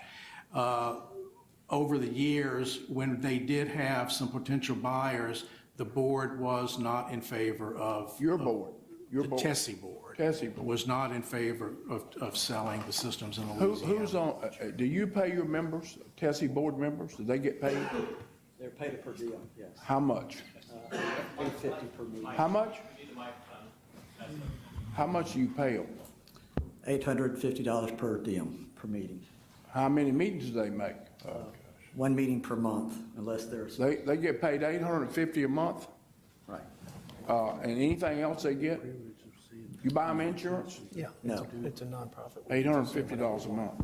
Would it be a fair question to say that, and I'm not trying to belittle anybody, But would it be a fair question to ask you, do you think these people might not want to sell it because they're getting $850 a month out of a meeting?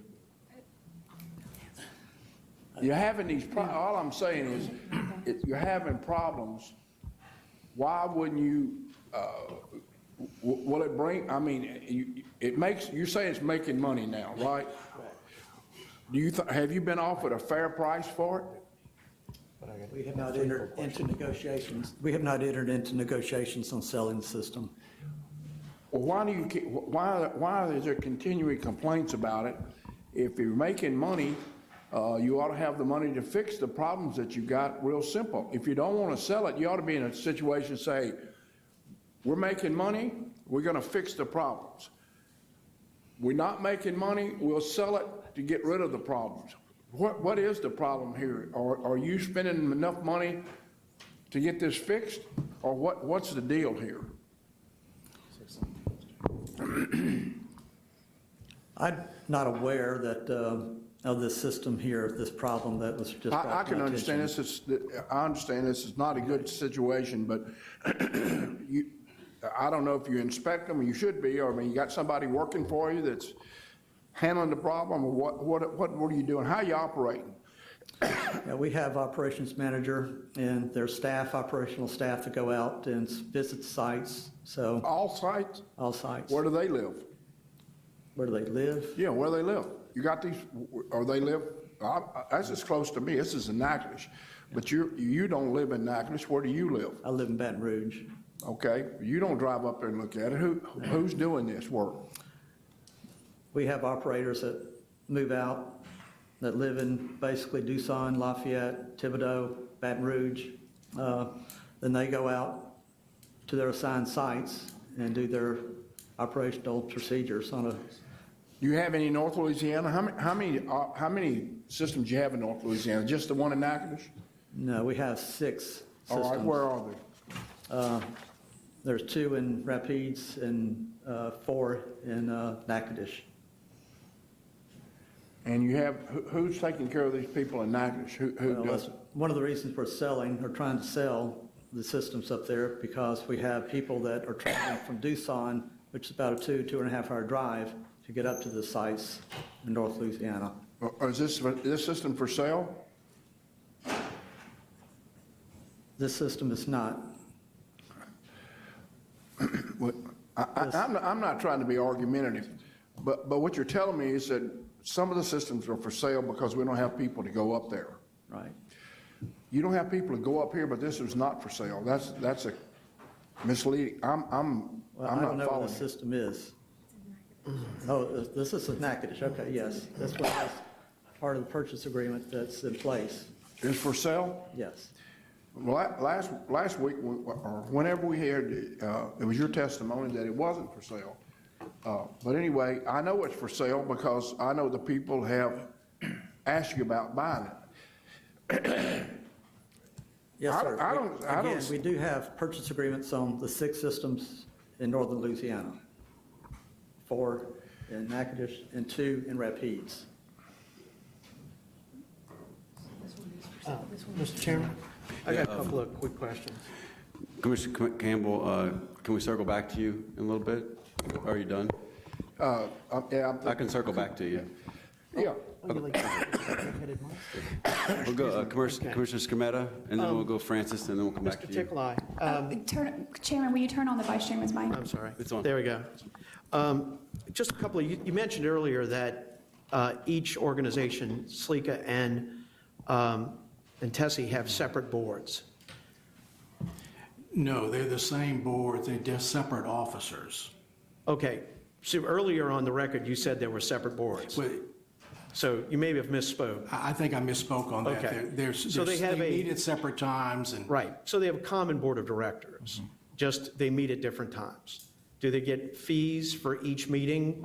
Do they get fees for Tessy's meeting and fees for SLECA meetings? Yes. Okay, so, so who owns Tessy? Is it the members of SLECA own it? Or who's the actual technical owner? Since the members of SLECA own SLECA, and it's a wholly owned subsidiary of SLECA, I would say that the membership. It's not the way you styled it The earlier. You membership talked owns it. about it being an unaligned group. Having a common ownership is not the same thing. So I want to make sure we understand where we are. Okay, so it is a related industry. We would be the parent company, I Right, guess, so to speak. so you're the parent. So all the members of Cleco are owners of Tessy. That's the way I would frame it, Commissioner. That's fine. Now, one of the questions we've had that we're not getting satisfactory answers on is the statement by Mr. Owens at the last meeting that one of the ways they're operating to do this is a loan agreement, I guess it's with CoBank, I guess, that they have I think it's a $1.5 million loan, but Cleco is the guarantor or obtained the loan for Tessy? I mean, that's the way you pushed it last meeting. Yeah. So how did Tessy get this loan?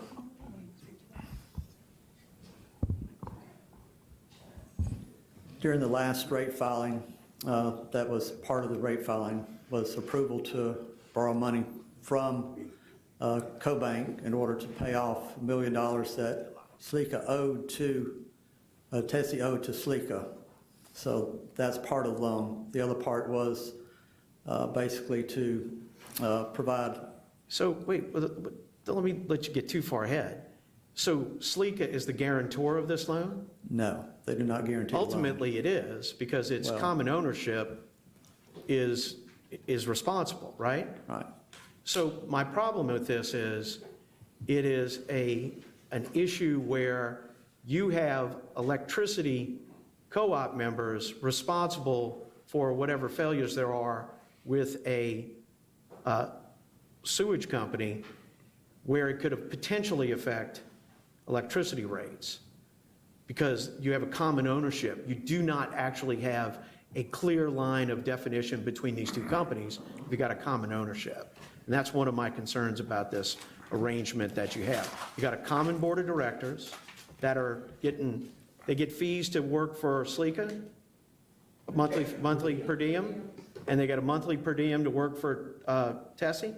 Correct. So they get 2 per diems.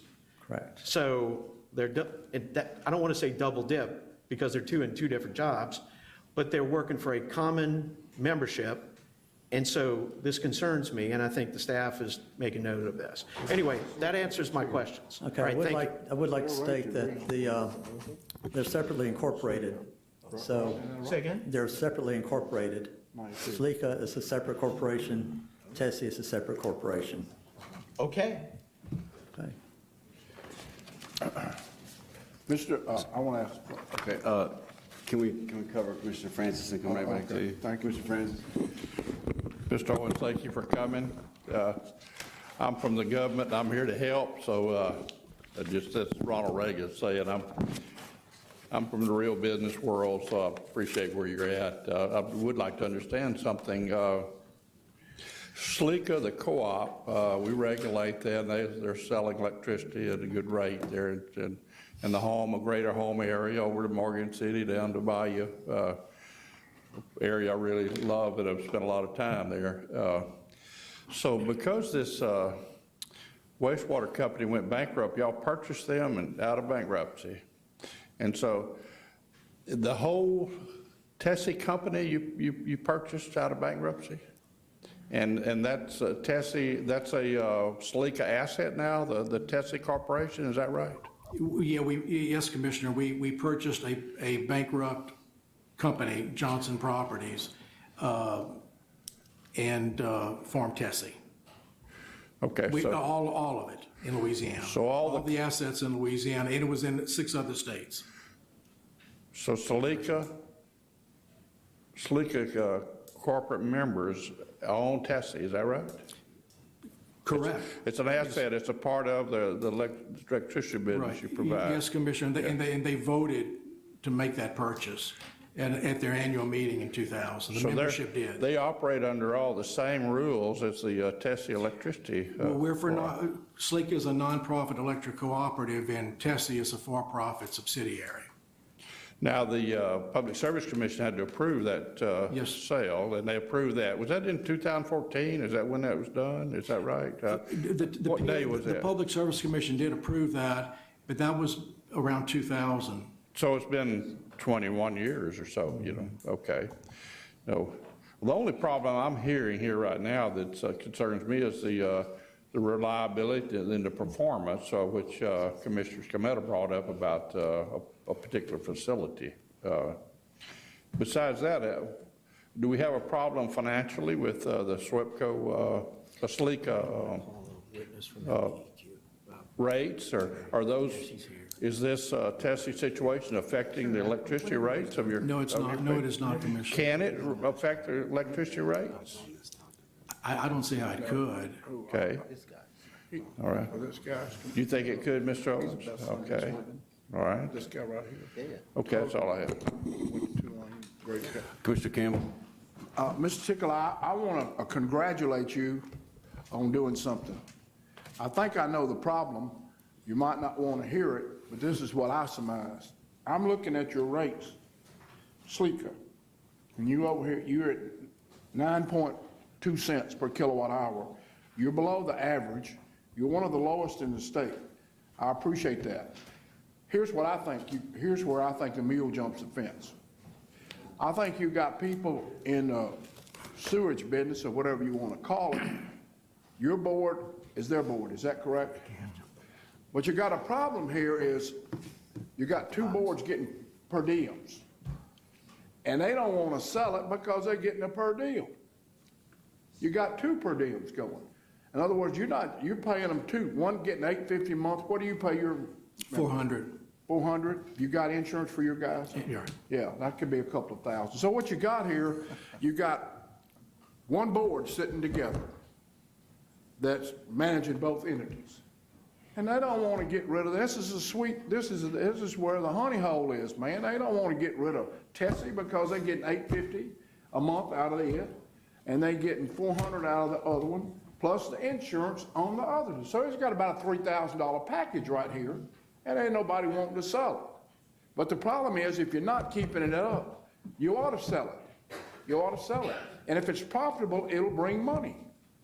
And the money goes to you, doesn't it, Joe? I mean, it's going to go to the co-op. Yeah, after any debts are paid in taxes, it would go to the parent company. Well, then that would help you at lower rates or whatever. So, I mean, it looks like the thing we ought to ask you to do is to deliver a message from the Public Service Commission to get out of the sewage business, sell it to somebody that's going to take care of it, accept the profit, and apply it to their membership down there. You'll wind up being the cheapest co-op in the state. Right now, Northeast is, but you're doing a good job right now. But you could do a great job if you got rid of the headache, and all it is that you got board members, they don't want to give up $850 a month. That's the deal. Y'all can say what you want to, and I'm saying it. You might not believe it, but that's what I believe that with all my heart. I know co-op board members. They got a sweet deal going. They come once a month to you deal and once a month for you, and they add the $850 and the $400 and the $2,000 for insurance, and so $24,000 and $12. They're making $35,000 a year down there, and they don't want to give it up. I understand that, but the problem is we regulate you, and we have a lot of complaints out of you. So you're a problem. And if it's worth money, sell it. Sell the damn thing. Sell it and give it to the people that put you in business. Looks like to me that'd be a good business decision. If I had a problem eating on me and it was worrying the hell out of me in my business, it was worrying me and it was worth a lot of money, I'd sell it. Then I'd take it and put it in Campbell Enterprises and make me more profitable. I know it's not all your fault because we encourage you to buy the damn thing in the first place. Now that's a fact, isn't it, Mr. Tickle? It's a terrible system, and the Public Service Commission got y'all in the business. So we deserve some of the fault, but we don't deserve you not taking care of business. So that's what y'all ought to do to solve this thing, is to sell this thing, take the cash and give it back to the parent company and tell them boys to get $850 a month from somewhere else. And then everybody's going to be better off. Mr. Nicolai? just one final comment, and Commissioner Campbell, and again, you're correct. Just because the Tessy board may have in the past not want to entertain the idea of selling, doesn't mean they may not in the future. I will certainly deliver to them in the next board meeting your ideas and your thoughts on keeping it or selling it. I really think it'd be good for the people. I think you'd have a bunch of money, and you got people wanting to buy it. You won't have to come up here, and I appreciate the job you're trying to do, but you'll have that out of your hair. It's a nightmare, and but we got you in the damn nightmare. We cannot be just acting like we've been saved. We put you in the nightmare. It is a nightmare. Mr. Scametta says he had problems with it over there. Let's solve the problem. Tell those guys to sell it. Look, And I know you've got people that want to buy it. We have some more questions over here. I would like to say, whether you keep it or sell it, I think our role is accountability and excellence. And so we just want to help raise the water level to where it's excellent. And if that gets to that point, it doesn't really matter who owns it as long as it's within the framework of what we've allowed. But we're trying to get to accountability and excellence. And Commissioner, I agree with you 100% on that. And just to go on the record, two separate companies, a lot of these issues, and I'm not trying to pass the buck, a lot of these violations are different types of non-compliance issues. I was not aware of that. Again, it's two separate managements, and Wayne's the new CEO, but that's not an excuse. And I do welcome Commissioner Scametta's directive to look into this issue. We welcome it, we support it, and we will certainly cooperate in any way possible. Can I say one more thing? Just one. Can we circle back again, Dave? No, let him go ahead. Okay, you can go ahead. This has to do with something we did last month. We told a natural gas company and electricity company, stay in your lane. We did that. We said, you don't need to be selling insurance. You could tell your guys that maybe the commission thinks that you ought to stay in your lane. And your lane is delivering electricity. But y'all in the electricity business, and now you're in the plumbing or sewer business. It'd be much better if you stayed in your lane and just got in the electricity business and give those people the cheapest electricity rates possible and sell this thing, and you won't ever have to come back up here fooling with that again. I think it'd be good for everybody. That's just my opinion. I'll certainly deliver that message. Commissioner Scametta? I want to say a couple of things. Joe, I don't think you were at the last meeting, but when Commissioner Campbell asked last month if anybody wanted to buy the company, he wasn't mincing words. And I was aware of at least two companies have made overtures to buy this company. And I asked this for a couple of reasons. I don't feel like we got a genuine answer, or at least an honest one. Mincing words about it is not the way to go about this issue. The problem that I have is this company, there's a lot of discussion about, it's separate companies. And I guarantee you that in a world of litigation, your theory will not survive. You will not survive a piercing of the corporate veil.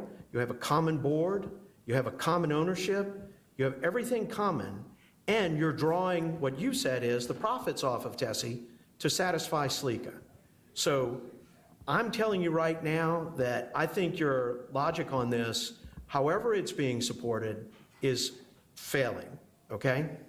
Now, my problem is this company for 21 years has been dumping waste into the waterways of Louisiana. And it has been doing so under a promise to the federal government and to the state government.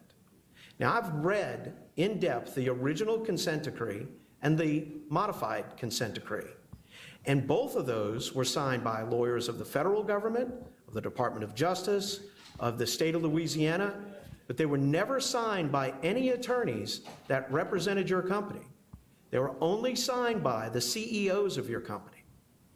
So they have put you all in a position as being the primary responsibility in how you face your consent decree. There is nobody else holding the hook on this. It's you guys, okay? But all the time that you've been taking profits from Tessy and moving them to Cleco, that money could have been going to fix Tessy, and it hasn't been. You've been operating on what was told to me as cash flow. Well, that can't be so if you're moving it to Cleco. It's been happening on a loan agreement, which is insignificant to the necessary funds that are needed to accomplish the tasks, because I have talked to both companies now since I found out there are companies out there that want to buy, and they have looked at due diligence to do the repairs to bring these matters up to standard, and it's going to cost somewhere around $15 million minimum to bring up these systems to just meet DEQ and EPA standards and DHH standards. And working off of $1.5 million for the next 2.5 years tells me that in 2.5 years, we're going to be sitting here looking at you guys talking about going back to the federal court and asking for an extension. But the problem is that is continuing to disrupt the waterways of Louisiana. And I'm not satisfied that that's a thing that we can accept when you've had 21 years to accomplish the task, 21 years of taking profit from one company to the other, 21 years of dual boards taking board fees that they could have waived to try and bring a company into compliance, and to do everything else it can do. It's not acceptable. So the other element that I want to talk to you about is I really think, well, let me leave it there, okay? And I'm going to leave the staff and the attorneys to deal with this, because I think that you've not just allowed your boards to do what Commissioner Campbell has said, because, you know, if you're a board member at Tessy, you get like 10 grand plus a year for showing up. Do y'all serve snacks at the meeting? No, sir. I was just checking, so I wanted to know if there was something going on. But, you know, it's way worse than that in the fact that someone would show up, know they've got a problem, know they've got a federal consent decree, but you know what? Do you provide board liability insurance as part of the program for these people on the board? They have board liability insurance. How much do they have for their board liability insurance? What's their coverage? I think it's 100,000, I'm not sure. Okay, let me explain to you, just from an understanding. If they get health insurance? Not from Tessy, no. Well, do they get life insurance? Not from Tessy. So all they get is board liability insurance of 100 grand? Okay. Do you think 100, how many board members do you have on the test? 9. 9? Do you think $900,000 is going to cover what the federal government and the state government's going to come to you if they vitiate the consent decree? Do you think it, and guess who gets to pay for that? The board members get to pay the fines. The officers get to pay the fines. And ultimately, what's left, the membership get to pay the fines. Do you understand that? Yes, sir. Okay. So this is way more serious because you've underinsured the board members, you've underplanned for this, and you have not taken adequate measures to repair the systems by taking profits and not putting every dime back into fixing this system.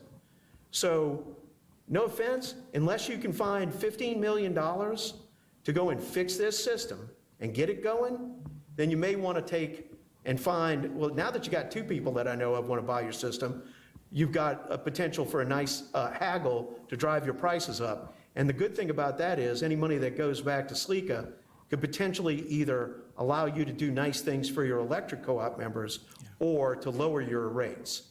So, but the important thing about this is 21 years is too long. My daughter has just been born about the time that you got involved in this, and she's a senior in college. So I think you've had enough of this, okay? I actually want to excuse y'all, but I want to invite Amber Litchfield to the mic. She's with LDEQ. Thank you, Joe. Thank you. Thank you, Commissioner. Go ahead.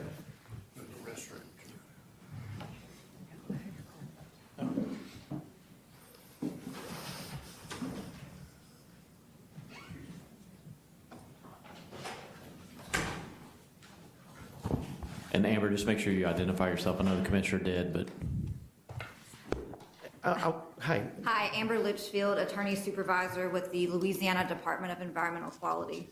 Thank you for coming today. I just wanted to make sure to confirm that you heard the entire proceeding that we had with Cleco and Tessy on this issue. Yes. From the directive. And do you have a copy of the directive that we've done? Yes, I have it. Okay. Do you think the directive is complete enough to accomplish the task of addressing the issues associated with this company? I'll double check it. I can confirm something in writing. Okay. And do you have a copy of the issue? And I think the staff can give you a copy of the questions we asked today regarding this animal in the chlorine discharge box, or what do you want to call it, at this facility in Natchitoches. Okay. And you have that? I do not have, I have a picture, but I do Well, not have she'll the give you the question. copy of the questions. Okay. And, you know, what we want is to obviously get this system fixed. And, you know, 21 years is a long time. We want to find a way to get this done, whether it be through, if a sale accomplishes that task, that's fine, to bring in the adequate capital, or if it's necessary to put this company under a receivership and have the receiver access the capital necessary to do this. So hopefully you can work with our staff, as you have been, and just follow along with this process that we're going to be putting into a fast-moving element, and we would appreciate your guidance on this as we move forward. Okay, certainly. We'll do what we can to help. Thank you very much. That's the only question I have for you. Thank you. Thank you. Thank you very Thank much. you. Y'all, do you need to say something? Yes, sir. Go ahead. My name is Scott Pierce. I'm with LDQ. I'm the Can you put the mic closer? I'm sorry, you need to use the mic a little bit. Scott Pierce, LDQ Environmental Scientist staff. I just wanted to ask if that event has been reported. Because it should have. I mean, I don't I'll have know. to check back, but I mean, it You would be can go best ask for them. that, for us to be able to investigate it, DEQ, it should be reported via our single point of contact. A lot of times things don't get reported. Well, first it should be reported By the company. directly. No, well, they may, if they're not going out there, they may not know. If a citizen or client or customer is noticing that, they should contact Tessy. Tessy should investigate and report it to us at the same time. If that's not being done, the customer needs to be contacting LDQ. Would you single consider point of a contact. report of it the official act of the commission today? Yeah, and I'll double check to see if it has, but I just wanted to make sure. Well, that if it you have hasn't, your- it's consider it reported. Okay. And I believe it was mid-February this year. Because we get a lot of that happen with not just Tessy or. Yeah, I but get it. A lot of times you'll get municipalities. Sure. That will get customers complaining directly to. Right, one but they don't entity, make not the actual other, to complain and to don't go DEQ, through the right. proper process for us to be able to investigate that. Well, if you need an official complaint, and I'll be glad to do it, or the staff will do it, whatever, the executive secretary can do it, whatever's necessary. Okay. All right? But thank you both for coming today. I appreciate Thank it. you. Thank you both. Could you both fill out a yellow card before you leave and hand it to one of the staff members? Thank you. Move on. I don't understand. Commissioner, your mic. I don't understand how the calf got in the pit. I know a little bit No about fence. calves. They don't have a fence around? No fence. The cow jumped the fence. There's no fence. It jumped the box. But I'm saying is it in somebody's, cattle don't run free. You understand? They They're do in that. pastures. This is in the middle of a pasture. So this is the middle of a pasture with no fence around. No fence, no road. But who owns the pasture? and- Don't know. This doesn't make sense. Nope. You know, that- Well, I think we beat that cow to death, so we're going to move on. Actually, no. It was a dead No, we didn't. It was dead already, but it was saying, beat the, y'all are excused. Thank you very much. Thank you for coming, and thank you for helping to make the Appreciate it. situation better. And thank you If for we have Exhibit 21. Joe and them to making it better. 21, next. Exhibit number 21 is docket number S35765, Skyrider Communications revised petition for designation as an eligible telecommunications carrier pursuant to Section 214E of the Communications Act of 1934. This is a discussion and possible vote on a staff report and recommendation, and it's at the request of Commissioner Campbell. On October 7, 2020, Skyrider Communications filed a petition seeking designation as an ETC pursuant to Section 214E of the Communications Act of 1934, as well as the Commission's General Order Number R27841, dated May 20, 2004. The company's initial petition sought ETC designation for the purpose of receiving high-cost federal support from the FCC's Rural Digital Opportunity Fund Phase 1 auction. On November 12, 2020, the company filed a revised petition seeking to be designated as an ETC to receive low-income federal support for the FCC's Lifeline program and the Emergency Broadband Benefit program for the provision of eligible voice and broadband services within a service area encompassing the rural study areas of Bell South Telecommunications LLC, DBA AT&T Louisiana, DBA AT&T Southeast, CenturyLink Communications LLC, DBA CenturyLink Acquisition, DBA CenturyLink Solutions, DBA Lumen Technologies, DBA Lumen, and CenturyLink of Louisiana LLC, DBA CenturyLink. Notice of the revised petition was published in the Commission's official bulletin dated November 25, 2020, with an intervention period with no interventions or protests being filed. The company is a certificated competitive local exchange carrier, inter-exchange carrier, and competitive access provider in Louisiana with a primary place of business in West Monroe. The company has conducted business for approximately 20 years and currently employs 27 staff members, including certified wireless and terrestrial network architects and engineers. The company is a provider of last-mile broadband connectivity and high-speed internet access service for K-12 schools, governments and municipalities, healthcare system, businesses, libraries, and college universities in Louisiana. Lifeline is the FCC's program to help make communication services more affordable for low-income consumers. Only ETCs may receive Lifeline support and provide Lifeline service to qualifying low-income consumers. The EBB program is a $3.2 billion federal initiative to help lower the cost of high-speed internet for eligible households during the ongoing COVID-19 pandemic. The EBB program provides a discount per month towards broadband service for eligible households.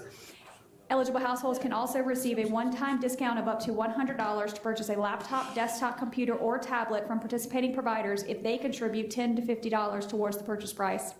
Congress and the FCC have defined an EBB eligible broadband provider as either a carrier designated as an ETC or a carrier that seeks approval from the FCC for participation in the EBB program. Pursuant to Section 214E of the Act, state commissions are given the authority to designate as ETCs those common carriers that meet certain federal service requirements and whose designation would be consistent with the public interest, convenience, and necessity. Consistent with its authority under federal law, the Commission issued the ETC General Order, which created a list of public interest criteria to be applied on a case-specific basis to all requests for ETC designation in areas served by rural telephone carriers. In its petition, the company certified that it will offer the services supported by federal universal support service mechanisms, either using its own facilities or a combination of its own facilities, and resale of another carrier's services that it will advertise the availability of such services and the charges therefore using media of general distribution. The company also adequately addressed all of the public interest factors enumerated in the ETC General Order. On April 8, 2021, staff filed the staff report and recommendation on the company's petition into the record of this proceeding. That same day, staff filed a corrected report and recommendation indicating staff found that the company demonstrated the requirements of the Act, applicable FCC regulations, and the ETC General Order. Staff also found that designation of the company as an ETC in the designated service areas for the purpose of receiving Lifeline and EBB support is in the public interest. Therefore, staff recommends that the Commission adopt the corrected staff report and recommendation filed into the record on April 8, 2021, and grant the company's petition to be designated as an ETC in the designated service areas for the limited purpose of obtaining low-income Lifeline and EBB support, subject to the conditions contained in the corrected staff report and recommendation. I make a motion that we accept staff recommendation. We have a motion to accept by Commissioner Campbell, second by Commissioner Bossier. Any objection or discussion? Hearing none, the motion is passed. Next. Exhibit number 22 is a directive to staff to initiate dockets regarding the fuel costs associated with the February 2021 winter storm. This is at the request of Chairman Green. Shall I go ahead and read your directive? Yes. Pursuant to Special Order Number 19/2021, I direct staff to take whatever action is necessary, including the hiring of outside consultants and/or outside counsel, to initiate dockets to audit and review the actions taken and decisions made that impacted the fuel costs incurred during the February 2021 winter storm by the investor-owned utilities and the gas local distribution companies. These dockets should include an evaluation of lessons learned and best practices in order to mitigate similar problems in the future. So chair motions to accept this. This comes from, I think it's just, we should have transparency around the winter storm about what costs are being passed down to ratepayers. And we don't need a vote if there's no opposition, but just to follow up on that, we issued that special order last month that allowed it to be spread out, and we specifically mentioned that this may be a possibility to have standalone audits. So this is consistent with what we've done last month. Commissioner Bossier? I just want to add a comment, again, and it's not a voting issue, because we all agree. This is one of those situations, natural disaster, that we in Louisiana have a history of having our battle with nature and our utilities and how it affects life in here. We've never had a storm like this. And I know Commissioner Green and I spoke about it before, and I spoke about it with staff and everyone here, and in past meetings raised it. I think this is so important that we go after and create a record on what happened and how it affected people in Louisiana.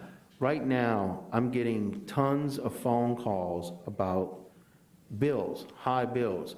I think some of those bills are just hitting people's mailboxes and their accounts right now because of the lag in reading or whatever. And I'm not at the bottom of why we're getting so many high bill calls, but in past meetings on Zoom, we've discussed this, and I knew that this was coming. I raised it, and I know we all agree. It's not just, we all agree that we need to get to the bottom of this, find out what decisions were made and why.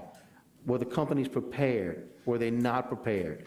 And I think it's such a great idea that we move forward with this directive, but also that we understand that only by examining things like this and what actions the companies took, what actions the commission took, what effect it had on our state economically and personally in many ways, where we get to the bottom of it and be better prepared in the long term. So thank you, Commissioner. I just wanted to add that as I have in past issues, but so just how important this is and how effective, and we take this very seriously.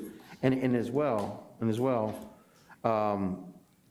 if I can add to this perhaps, and we can discuss that, I also want us to have an in-depth study, as I've said in the past too, on what happened in Texas.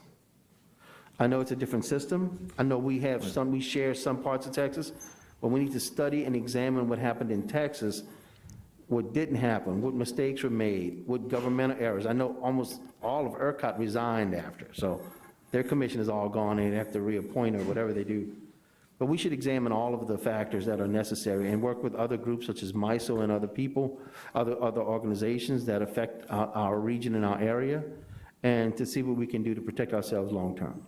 And just to respond to a couple of things, we do have an investigation/report. Mr. Sissing is looking into what happened in Texas, so we'll have a follow-up on that. And you and I discussed this off the record, so I won't let you know, but one of the other issues with bills, and we had questions about meters, we issued that RFP that I mentioned to you to hire an engineer to perform that meter audit, so that's going to be done as well very shortly. Thank you. All right. We had a motion and a second and no opposition, but I don't think we needed that. So 23? Exhibit number 23 is a directive to Charter Spectrum to provide an update at the May B&E regarding efforts to provide service to the Tausheet community, and this is at the request of Vice Chairman Skrmetta. Yeah, we've Mike. actually, I'm sorry. This has been, I think we deferred this from this month till next month, and so it's a directive for Charter to come in with a report on their overall plan for making the connection for the benefit of the audience and the viewers. Charter has a dead end on one end of the Tausheet community, and about a quarter of a mile away has another connection with the Tausheet community in the middle, with about 30 customers that would like to be connected. And I did have a meeting with Charter. They do have a plan, but I think it would be better for Charter to come here and present their plan so the folks could understand what it is. Charter was the big win in the RDOF at about $39 million, and while they're doing that money in other parts of District 1, that they do have a plan to do the connection in Tausheet. So we'll get them in here in May. They can do a little presentation, and that'll now with both the Hometown Network and the YouTube, that folks will be able to pick up on what the plan is, and they'll get a good message. So thank you. Sure, and as you noted, they had an RDOF ETC that they asked to be deferred to next month, so we'll cover both of those when they come up next month. Okay. Is there any opposition to this directive? Okay. Hearing none, we'll go to Exhibit 24, which is a directive to staff regarding docket number U35927, and this is at the request of Chairman Green. Would you like me to go ahead and read the directive? Yes, please. At the November 13th, 2019 Business and Executive Session, Chairman Green made a directive that all LPSC jurisdictional electric cooperatives with power contracts expiring in the 2024-2025 timeframe begin their RFP process under the MBM General Order in time to ensure that all potential power supply options are considered, including the construction of generation facilities. 1803 Electric Cooperative, the proposed power supply entity for 5 LPSC jurisdictional electric cooperatives, has completed its RFP process and filed for certification of 6 contracts for the purchase of power, including 4 contracts involving the construction of new generation facilities. According to 1803's application, these contracts require regulatory approval by December 31st, 2021, with the potential for cost increases and possible termination options if timely approval is not obtained. Considering this and the acknowledgement by the Commission in its prior issuance of general orders related to the certification of electric utility resources that a reasonable time frame is needed to promote market participants to shop their products in Louisiana, I am directing staff to exercise all reasonable and best efforts to bring this matter back to the Commission for the consideration at its November 2021 B&E session. This directive does not presuppose or indicate any preference for a favorable or unfavorable decision in any way with regard to all or part of the resources for which certification has been sought, but instead seeks to allow for either certification or rejection in a timely manner so that 1, the resources may be approved in the time frame agreed upon, or 2, rejected in a manner that allows 1803 and the 1803 cooperatives time to pursue alternative options in advance of the expiration of their current contracts. As stated in the November 2019 directive, the Commission's objective is to make sure that the selection or selections are prudent, represent the low-cost resources, and will maintain reliability service in Louisiana. I got questions. So, question from Commissioner Campbell. I understand there. Commissioner, your mic, please. We all know that this is controversial, okay? Let's just get it out on the table. I don't want to lay it out there. So let's get with it. Come on, let's hear it. Come on up, Commissioner Randy. Campbell, let me interrupt you. I'm going to ask Randy and Yeah. Janet and Kyle to come up, please. Perfect. Those who need to be questioned. So basically what this says that you have to have an answer by November, is that? That's what we're asking for, all Right. reasonable and best efforts Okay. by November. So I want to ask Mr. Young, come on with it. Let's have it. Tell me why you don't think this is a good idea. Evidently you don't, so I want to hear it. Opportunity arises. Thank you, Commissioners. Randy Young on behalf of Cleco Cajun, and first of all, it's good to see you. It's been a long time, and glad to be at a B&E again. Returning to the issue at hand, Commissioners, what we're talking about is a procedural schedule issue. So we do these in cases all the time. We go before the administrative law judge. Your rules delegate the authority for procedural schedules to the administrative law judge. We have lots of examples to look at in complex certification cases. We know that history, and the parties know how to work through these, and the judge have a lot of expertise at these. So my first take is, why are we here dealing with a procedural schedule being implemented at the commission level? From what I understand from what Mr. Mariano submitted this morning, I looked at that, and basically he refers back to and says, look, the commission's done this before in the Lake Charles combined cycle case back in 2017. But when I looked at his filing, I remembered something about that discussion, and so I pulled the transcript, which is not provided by Mr. Mariano in what he submitted this morning. But when I look back at that transcript, there was a request by the utility in that case to set a best efforts date for the parties to come back and to the commission on that case. But as you would expect, as a participant in that case, Catherine King, representing Louisiana Energy Users Group at the time, immediately stood up, and I remember sitting next to her at the time and saying, that's an issue. And she stood up and said, Commissioner, we have some questions, because we've worked out a schedule. We do that before the ALJ, and this raises a lot of concerns. So in discussions with Commissioner Bossier at that commission meeting, it was fleshed out and it was made clear that, 1, the directive is not a mandate on a schedule. Number 2, it's not a change to any of the commission's rules and the guidelines that the ALJ has to work with in working through a case. The administrative law judge retains authority to manage the case as they see fit. It was made clear by Commissioner Bossier that we do not want due process to be harmed or hurt in any way. and we want to have a thorough case where the parties get to bring their case forward. Commissioners, I submit to you that the schedule that Mr. Mariano has put forth under this directive does not fit and impedes on every one of those factors. So when I look at the schedule that Mr. Mariano has submitted, he wants the staff and intervenors to file testimony on June 18th. That's basically 60 days from now, or 60 days from the status conference. We just intervened in this thing as soon as it was filed. We requested a confidentiality agreement as soon as it was filed. We just received a confidentiality agreement. We just submitted it yesterday. But at this point, we don't even have the full filing.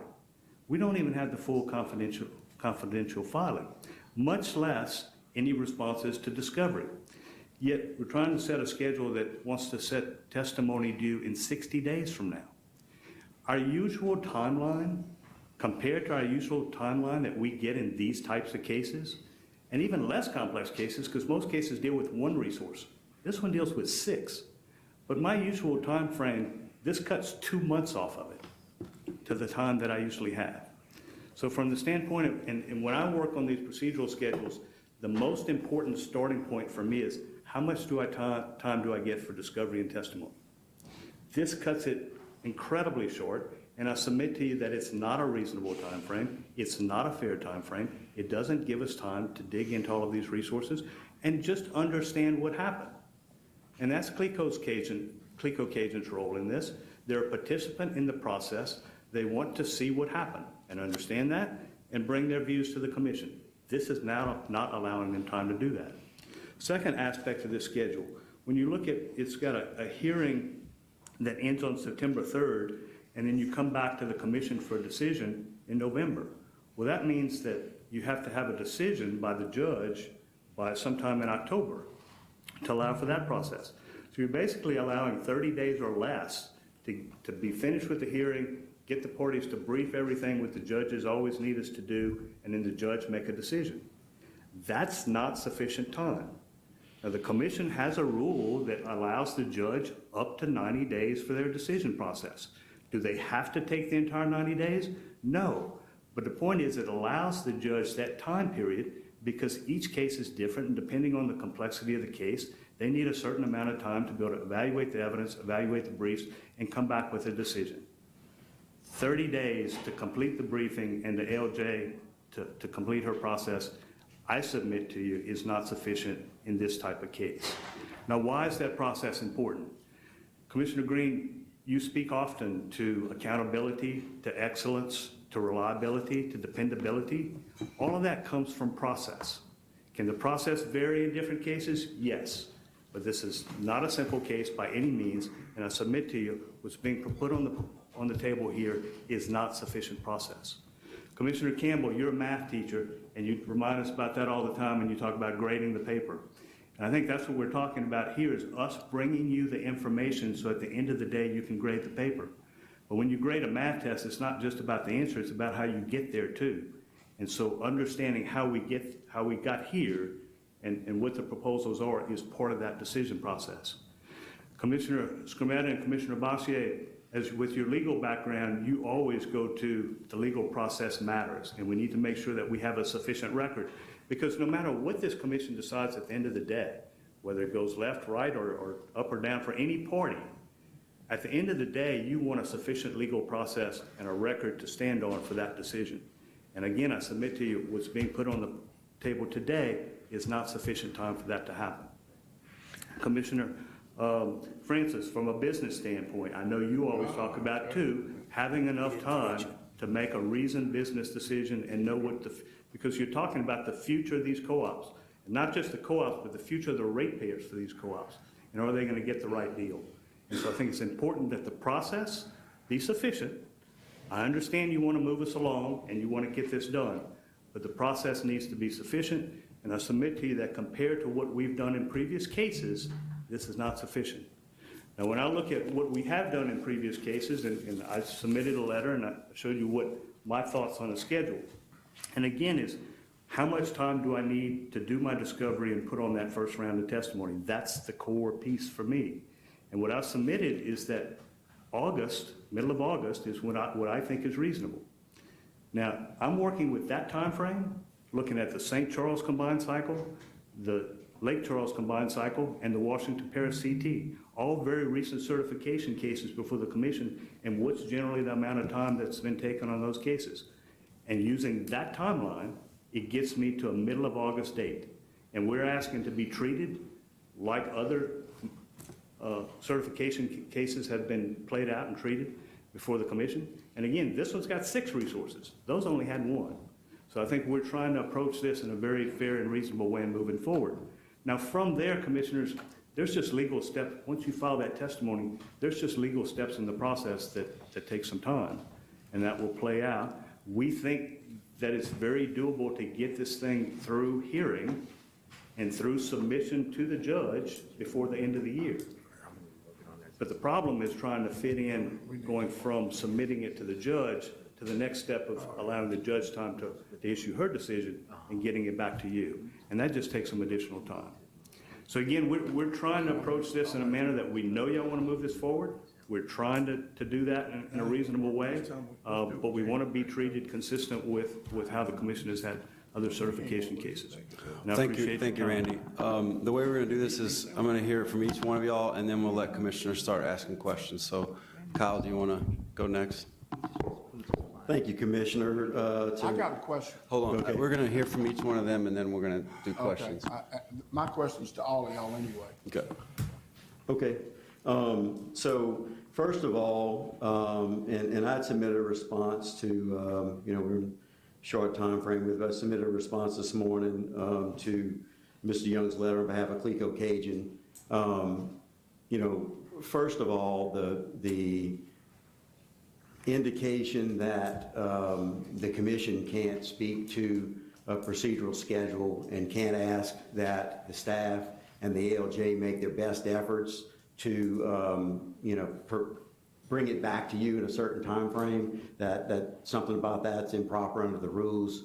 I mean, there's nothing in it improper under the rules. And I provided you an instance in the Lake Charles Power case where Commissioner Bossier made such a directive, and it said best efforts to bring it back. And Mr. Young said in that case that there was no mandate, or I don't know, use his exact words, but some to that effect. I think Commissioner Green's motion also doesn't provide a mandate. It just says best efforts. So I mean, that's appropriate, and it's entirely consistent with what was done in the Lake Charles certification matter. So, you have precedent for the commission asking for the best efforts to be made. And then also looking at that case, there was a 65-day period between when the hearing was concluded in the procedural schedule and when it was scheduled to come back to the commission. So it's entirely consistent with that. The 90 days in that special order was saying basically no more than that. And this is just one matter. I mean, we could go back and find several cases to where you had a shorter time frame between hearing and commission consideration. Another thing is oftentimes the ALJ issues a recommendation. There's a process in the rules for issuing a proposed recommendation and then a final recommendation with some briefing in between. In timeline-sensitive matters, that's often bypassed, and so it seemingly would be appropriate here. As far as not having the full application and testimonies yet, we supplied a confidentiality agreement to Cleco Cajun a week ago, and we received yesterday the signed confidentiality agreements in the afternoon, probably 12 minutes before the letter was sent saying why, they were put in a bad position. So, and we got the confidentiality agreement signed by Mr. Young and Mr. Polozola, the attorneys, also signed by David Dismukes of Acadian Consulting, who I was aware was the outside consultant for him. It also had 7 other members of Acadian Consultant signed too. So, and I had meetings with a couple of commissioners, so it requires me to do some due diligence on who these 7 people are with a Kading consultant. Are they full-time employees? Do they work for other people? I mean, before this information is given to them, providing pricing, competitive information, all these things, I got to know who these people are. So we got that yesterday afternoon, just by the way. And as soon as we can, work through the confidentiality issues, we'll provide it to them. I think the procedural schedule that we provided, in no way, doesn't meet due process. You have commission orders on this process that talk about the need to persuade market participants to shop their products here. And if you have a cumbersome timeline for consideration of it, you're going to discourage them from being here. You had 31 bidders that came in and participated in this RFP, submitted a total of 200 proposals, and very active participation in it, and they're watching to see how it's done. And just to push it back to mid next year is, from a bidder in the process who wasn't successful, it seems to be of the variety of running out the clock, so that these resources will be brought before you fail. And our options are limited. So the other point I'd like to make too is that looking at some of those other proceedings, the Lake Charles Power Station, the St. Charles Power Station, so those recent energy matters. Keep in mind that both of those proceedings had a ratepayer represent, a ratepayer intervener in it. Mr. Young's client, the LUD. This one has no ratepayer intervener in it. The commission staff, you guys are looking out for that, but the two interveners in it, other than the co-ops who are aligned with 1803, are Cleco, Cajun, and Entergy, other utilities and bidders in the process. So, that's a different scale of intervener than what was in those dockets. So Thank you. I think it's appropriate for the commission to adopt a procedural schedule that recognizes the regulatory approval dates in our agreement of the end of the year this year. So I ask that you support it. Thank you, Kyle. Janet.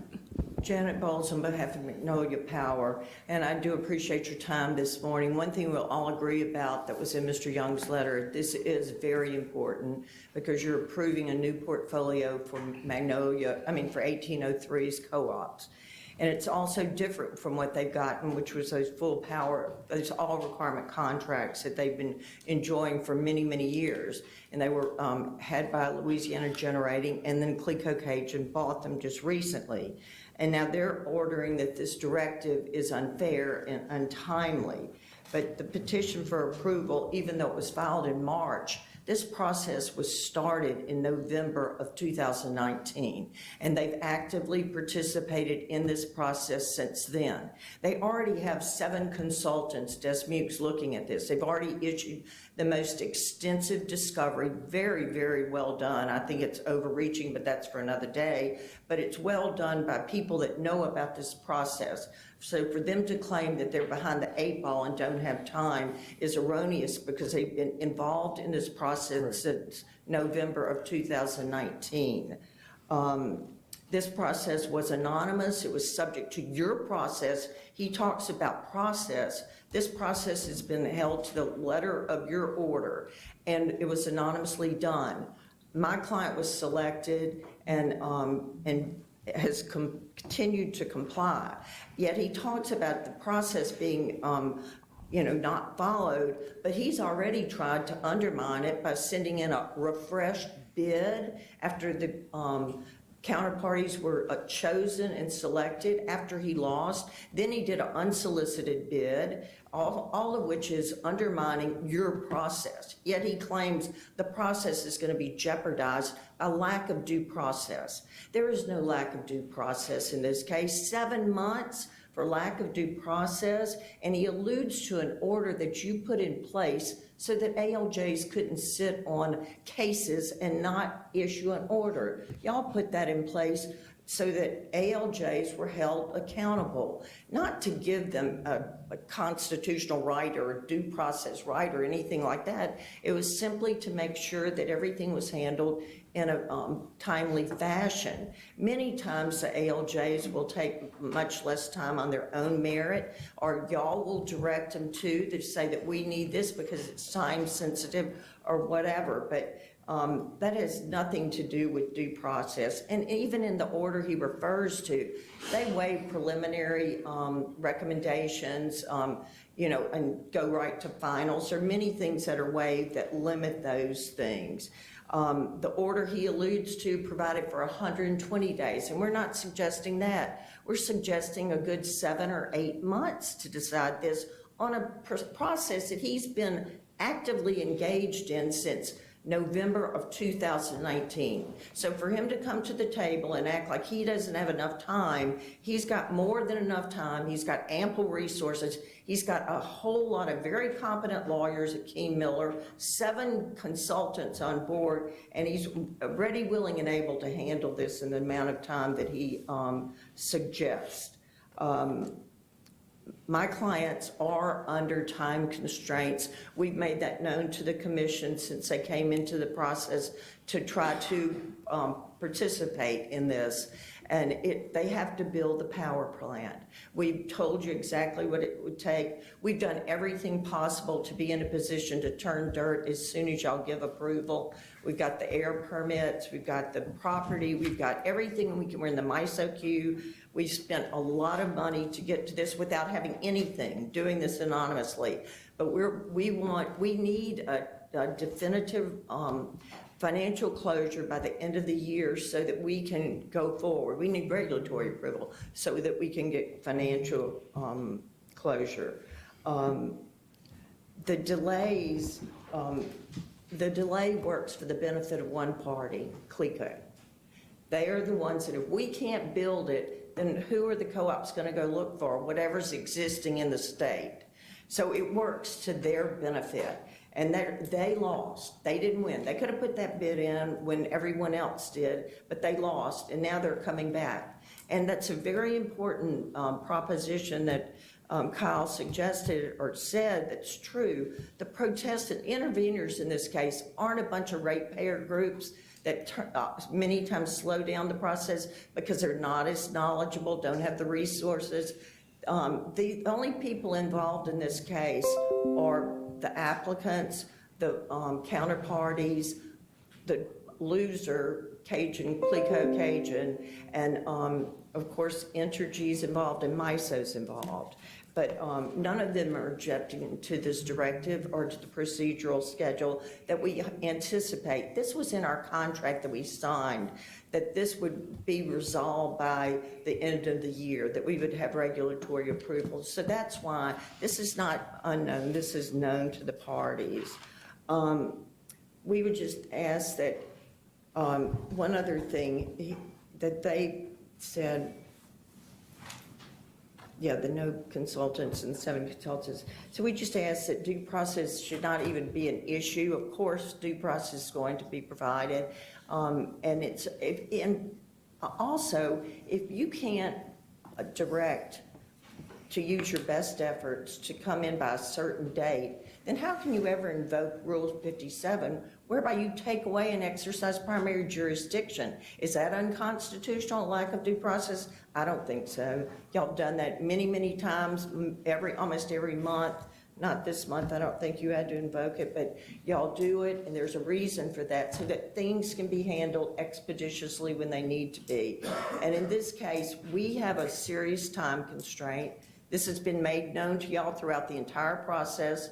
We were still selected, even though the time constraints for building it are there. And we just ask that you look at the reasoning for any type of delay, and is it really necessary? But clearly due process is not, in my mind, not persuasive. Well, thank you all. And what we're going to do now, just for order, is we're going to start with over here, and then we're going to go that way, and then we'll go 3 rounds. rounds as we need to. So, Commissioner Campbell? Mr. Marino, you said there was no interveners, is that right? No, sir. I said that there was no ratepayer intervener. Well, I'm one. Commissioner, use your mic, please. I'm intervening, and I represent a world of people. I represent 1 million people. So I'm intervening. And we all ought to be intervening. And here's the deal. The bottom line is real simple here. You got 1 million people in Louisiana that own rural electric co-ops, 1 million, thereabouts. Our goal is to get them the cheapest rate possible. Now, we're in sort of a, I won't say what I might say if I was on a baseball field, but we're in a contest, you know, about who's going to get to sell the electricity. My bottom line is who's going to make it the cheapest. Now, I'm proud of all the co-ops because Swepco, you back there, Energy, you back there, and Cleco, y'all fixed to be sucking behind Baseball field. There you go. Because these boys are coming in with a lot cheaper rates than you got. Now, I don't know what y'all gonna do, but y'all got a problem, the investor-owned companies. What I've seen, or what I think I've seen, is their rate is gonna be much, much cheaper than the investor-owned, which is good. That's a good thing, because we want cheap rates in the rural areas to develop the rural areas. We get it, we want it. But, you know, this timeline, what's the, you say your guys gotta have it by December the 31st. What happens if it's February the 1st? What happens? I mean, what does 60 days make a difference? What if you said, and I hadn't talked to Mr., he might not agree with it, but I'm just saying, what if somebody offered a deal to say, it's gotta be in by February 1st? Give 60 days to this guy, and what's your guy gonna do? I mean, I've been through these timelines now. Half of that is straight baloney.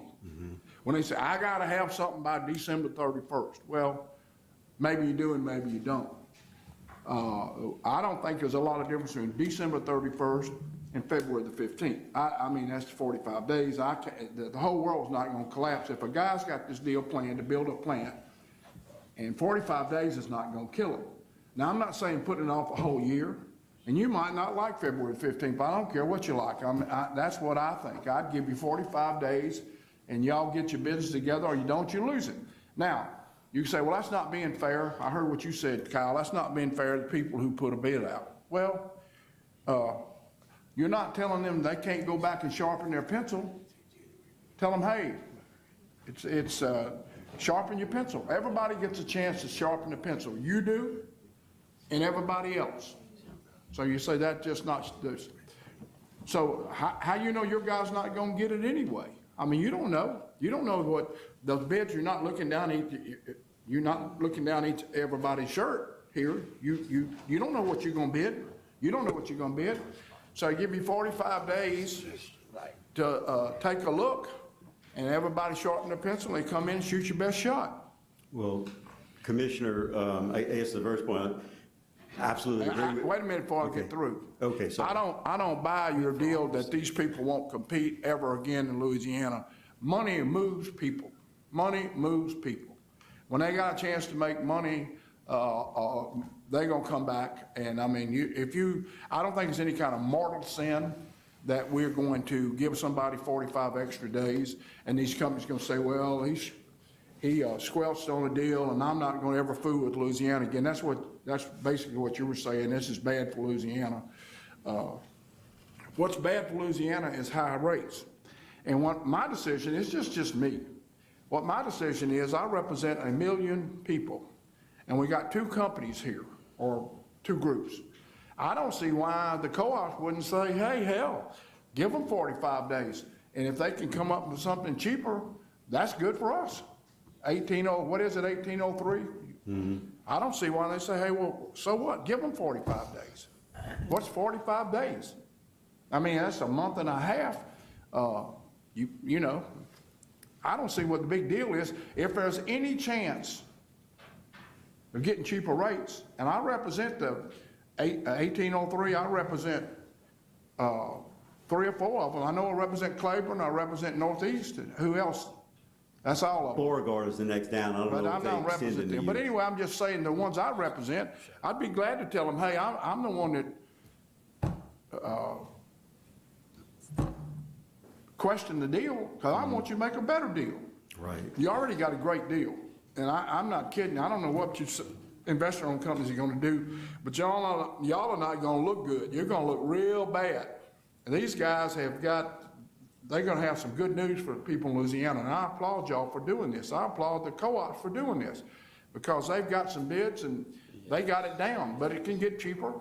And I personally, Mr. Green, and everybody's gonna have something to say, but when the time comes, I'd like to make a motion to give them to February the 15th. That's 45 days. And Randy, if you can't get it done by then, too bad. Well, just for clarity, this says by November B&E, so 45 days would be more like the January B&E. means the February B&E. Well, January, are you saying January B&E? I was saying February the 15th. February B&E. What about February, just February? Can you do that February with B&E. compromise? Well, let's talk through it all. Okay, well, let's talk, but anyway, y'all need to, So, wherever Brandon went, somebody, if you talk, you telling me now, I don't know all the procedures here. We don't have a date. Come on in here, Brandon. You can't, the ALJ, this and that and the other, this is a special deal. You tell, the ALJ works for us. Tell them to hear the damn thing. You know, I mean. Do you want me to respond? Yeah, I can echo what you're saying, Commissioner. Tell them that. No, so, when I heard this discussion earlier, one thing I want to make sure is clear, and I'm not going to wade into the discussion other than this, is that the ALJ rules of practice and procedure were created by this commission. I mean, prior to the ALJ system, the commission heard every case. And you are the experts, and I've defended the commission plenty of times, and I know we'll probably get sued one way or the other, so I might be giving up our secrets, but there are several cases out there that say that you guys are the ultimate decision makers, not the ALJ. That is authority that you always preserve, that you delegated to an ALJ system to compile records for you, but you, commissioners, are the ultimate decision makers, and that's what governs. Well, but to answer your question, Mr. Green, it's a good question. When was this thing supposed to be? December the 31st? That's the regulatory approval dates in the contracts. Well, January the 1st is, I mean, what's the difference? 12 o'clock, it's January the 1st. You're not helping. January the 1st doesn't help. No. Can I comment just a little bit, Commissioner? Well, just a very little bit, because you fixed to lose. We're going to go let everybody, and then you can come back. So, Commissioner Boston. Yes. We got plenty more time. Well, this is, We've got all day.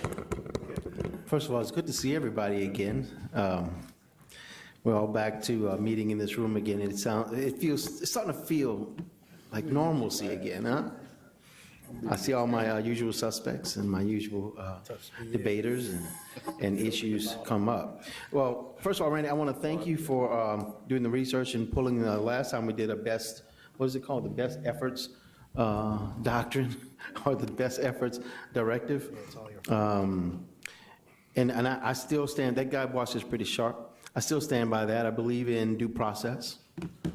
I believe in the law. I believe in the ALJ system. And I believe, as Brandon just says, we are the ultimate decider of all fact, but we do have an ALJ system that we've put into place to help us do our job. That's not unusual on most boards or bodies or forums. It's just an alternative dispute resolution that allows us to be able to affect the process a little smoother. Anyway, I still stand by all of those things. I think what we have here is an agreed upon process. This 1803 thing has been out there for years. We knew it was coming. We knew we were going to be here today. I remember discussing it years ago. I remember discussing it even prior, for the sake of the argument, prior to Cleco being sold, that this was on the horizon.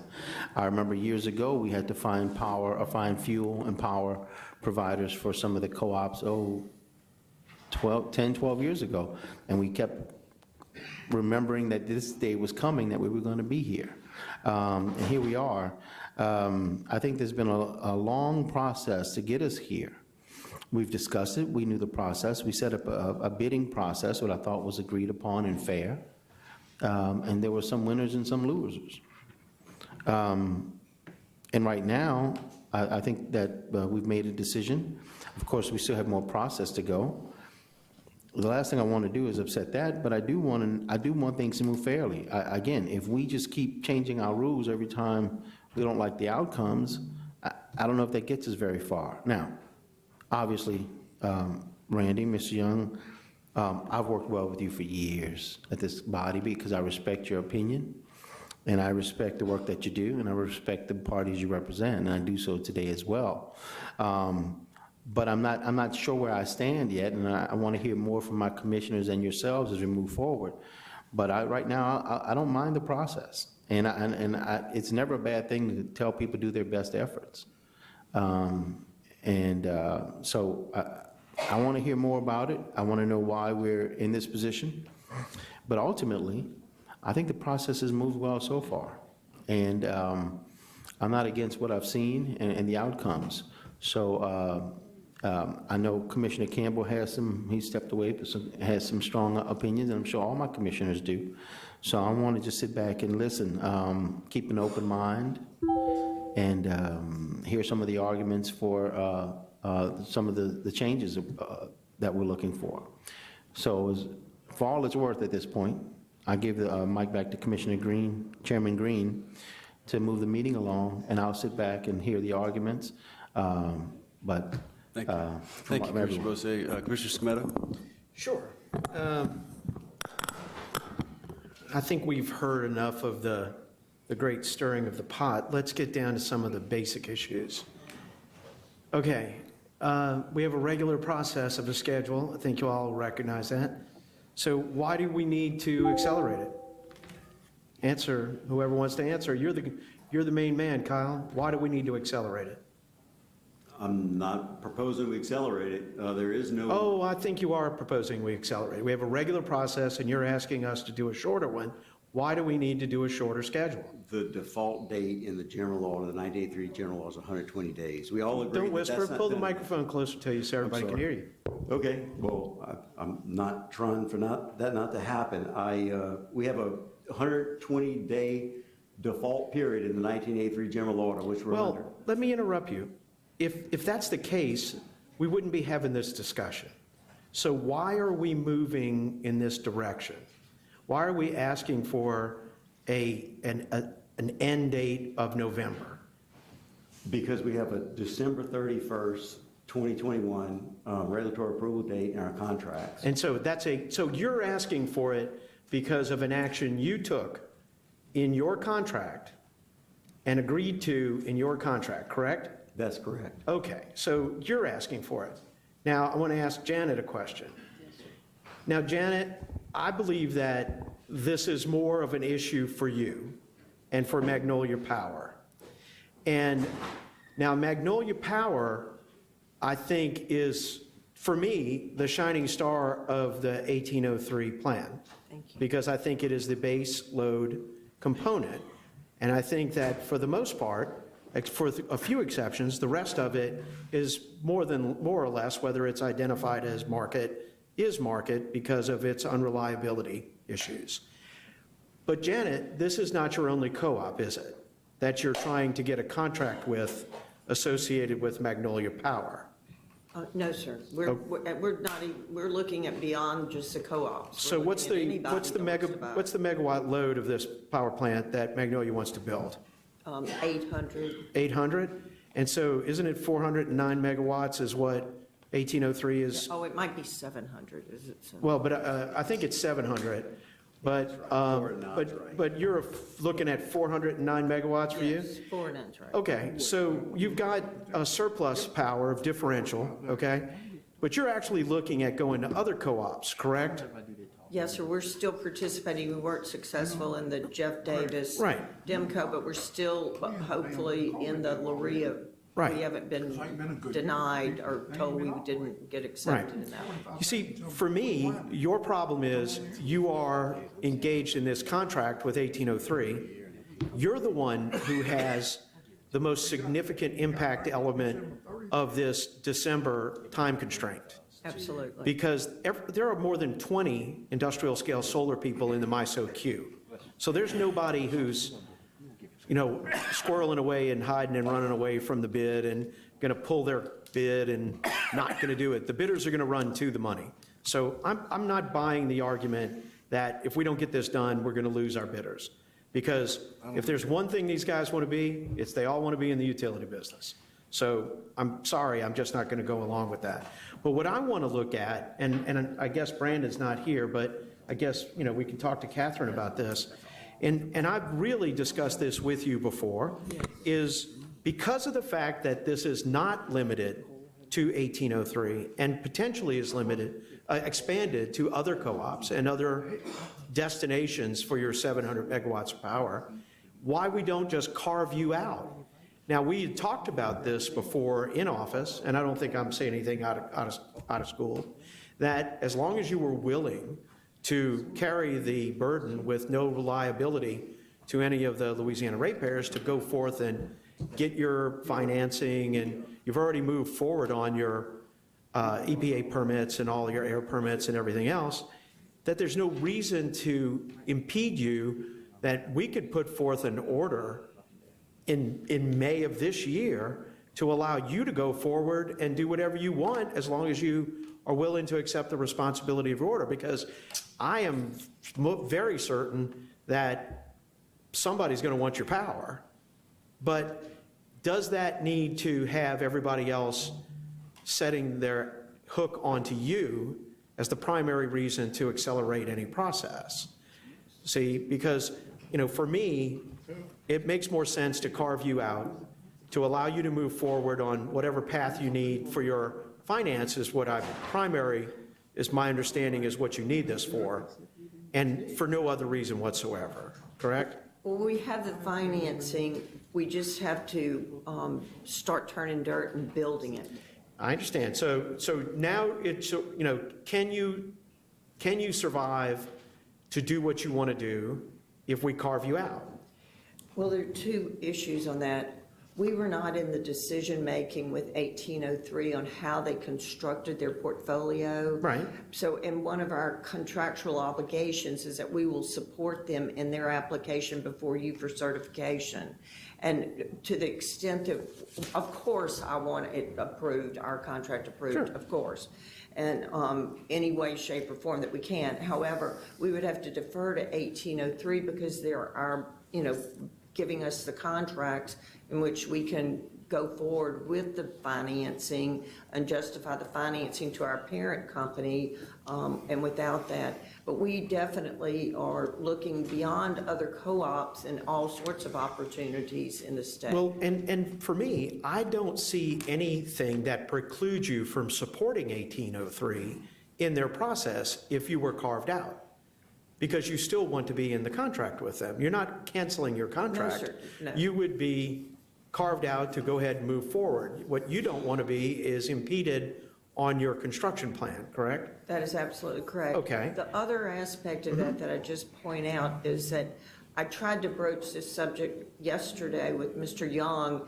and he does not believe that this bifurcation is a legal process. I think that's the word you used, correct, Randy? You didn't see any legal way to do that? Well, hold on a second.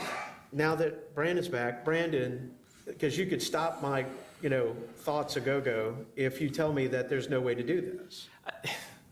I'm somewhat defer to Lauren because she's been directly involved in this, but I know early on through the RFP process following the NBM order, we asked that question because I've seen this work both ways in RFPs that I was involved in, some where there were individual certifications, some where it was certified in globo, for lack of a better word. So, I mean, I've seen it both ways. Now, what potential impact, I think I'm echoing what I heard Janet say as walking in, this would ultimately have on a portfolio if you certified one asset but not all of them. Could it undermine the portfolio?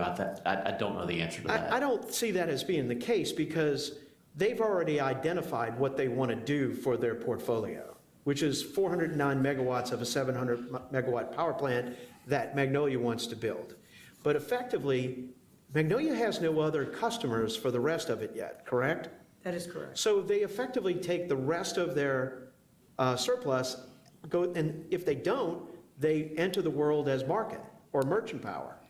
So if they were going to be merchant, and we look at this as if they're this hybridization of a merchant and a contract, then we could move it forward and say, you're effectively a merchant who has a contract with a co-op.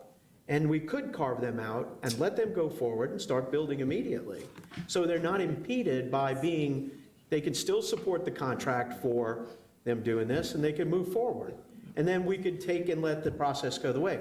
Because, like I said, the industrial scale solar component, that's already in the queue with MISO. We already know that.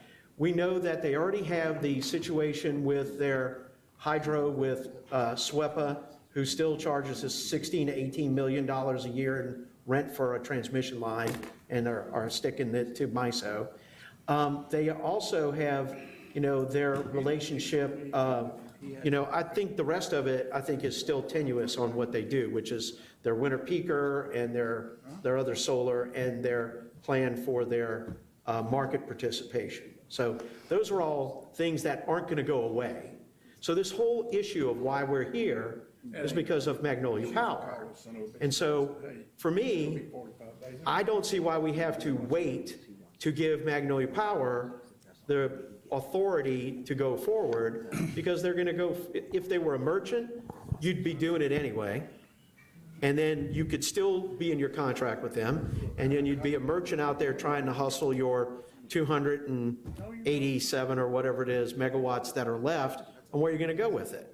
You may not go anywhere with it. You may go into the market. You may sell it to an IOU. You may sell it into the cost, wherever you do with it. It's your problem. So I would prefer to see if we could if we have the legal authority to carve you out as, call it what you want, call it a merchant, however, to give you the authority to go forward, and then you can still honor your contract with them, but you take it on your own risk, because there's still a chance that they may not get approved. I mean, that's always there, right? Well, at the end of the day, you're the ultimate decision maker. Right. So what I'm saying is, but if you go forward, then you assume the risk, you move forward, and you do what you want with your thing. Because we're here today because of you. We're not here today because of Kyle. I don't believe that. Because, Kyle's talking about, we're pushing this, we've been pushed back on this. You've moved this date. Any way you look about this, you're asking for this date to move.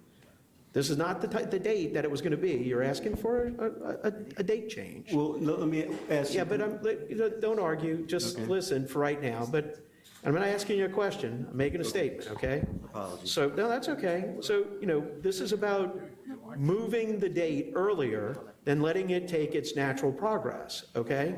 And I get it, why you're doing it, okay? Because in my mind, you're doing it to accommodate Magnolia Power. And I get that because they need it. Because they're the big lug in your machine. Without them, your proposal doesn't really work, okay? And they're important. They are the key link in what you want to do. So for me, I'm like, yeah, you want to go? I'd let the reins go and let you run wild and free, and not tie you to this argument of why we need to do anything. I'm okay with what Commissioner Campbell said if he wants to go to the February B&E, but I still don't see why we can't uncouple you and allow you to move forward, even if they had to offer a motion to be decoupled for the May B&E and say, we want to move forward, just do our thing, and we'll come back and honor our contract with them, because it still accommodates them and it accommodates us to accomplish the same task. Because what those guys want to build for you is not going to take any time to do. That's the big lug in the wheel. This is going to take 3.5 years to build. It needs to start. This is the problem. And we could always use another gas plant in the IRP. So that's where I am on this, is I think that it's important to let Magnolia Power move forward. I think you guys are okay. I don't think you're in any danger of your bidders on anything else, because your hydro plants are in place. Your peaker plant of Calpine is in place. Your bidders on your solar industrial scale are in the MISO queue, and there's plenty of options on that. So I don't see how that's the case. In fact, I wish, to be honest with you, I wish you took a couple of extra 100 megawatts off of Magnolia and everything else was gilding, to be honest with you, because I want reliability for this system. I don't want questionable balance and teetering in it. So, but that's kind of where I am on this, and I do think that it's not as long as it's legal, as long as staff thinks it's okay, I'm willing to put forward a motion in May to carve you out.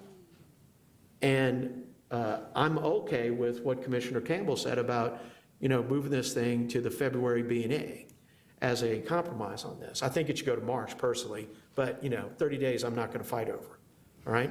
But I do think that this entire thing is based on Magnolia Power and the rest of the components of your 1803 plan, to be perfectly frank, are not going to be impeded or they're largely irrelevant for what you're trying to do and accomplish. So thank you. Thank you. Commissioner Francis? Yes, I'd like to thank our attorney, Lauren Temper. How do you say that, Lauren? You can say Evans. Tomento, but Evans is much easier. Okay, there you go. Because I'm not a lawyer, but I do represent 1 million folks, just like my brother, Commissioner Campbell, and all Southwest Louisiana, 17 parishes.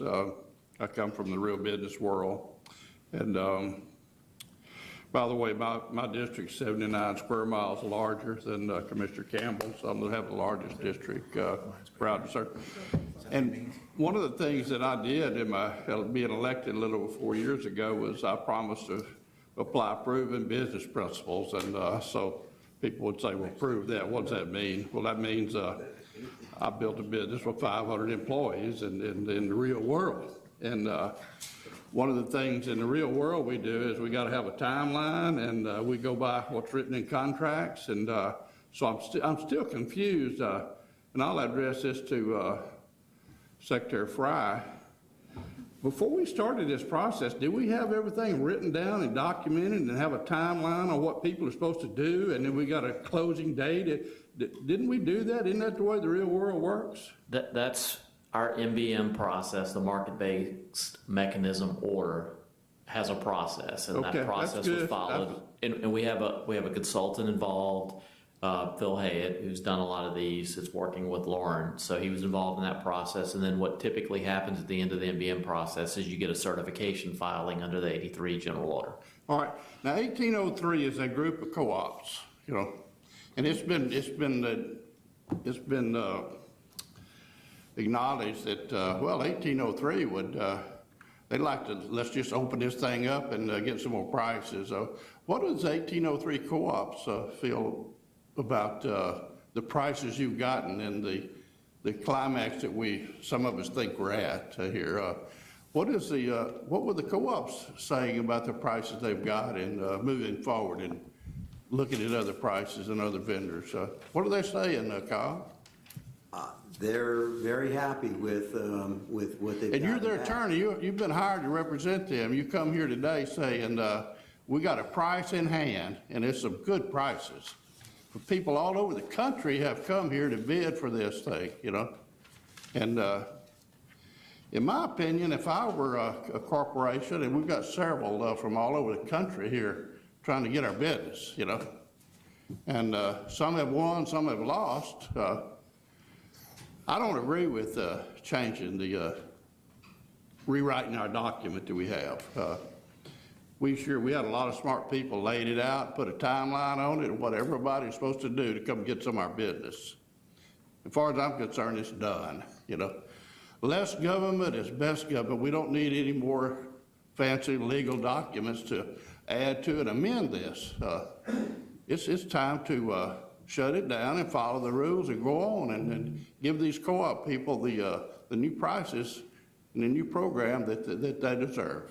So that's it. All right, thank y'all. Janet, I have a question for you. If the language in my directive was changed from November B&E to January B&E, could your client get it financed and built in order to turn the switch on in time? Yes, they could. If I change my language to January, would you, Randy, be willing to stick to the procedural schedule? I'm going to ask you if you would do February. Listening to the commissioners, I like what Commissioner Scametta said about March. I think February is a lot more attainable, a whole lot more attainable than November, Commissioner. So January, I mean, Janet, if it were February, could you get the lights on? I text my client to ascertain what it was the last drop dead date, because I agree with you, Commissioner Foster, some dates really aren't, the real drop dead date, but the real drop dead date for them, they said they would prefer if we could have like by January 15th, because there is a process that you just have to go to the board of BlackRock, get the money changed over, put it in, and then start the work. So that would take around 30 to 45 days, and they have to commence work by mid-March. So I want to change the language in my motion to say January.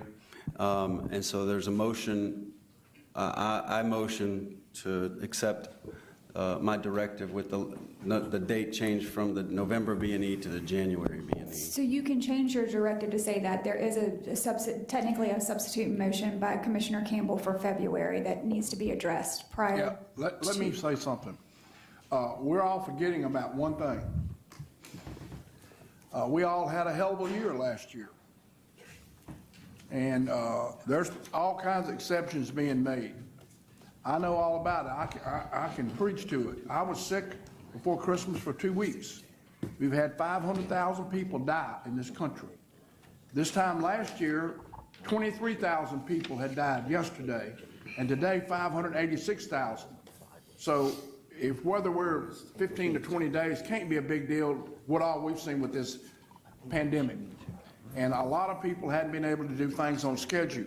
So whether it's not, if he says February the 15th, and you say January the 15th, we're all on the same page, basically. Split it down the middle and say February the 1st, and let's go on home. 15 days can't make or kill y'all. Either way, can't kill you, Janet, and it can't kill you.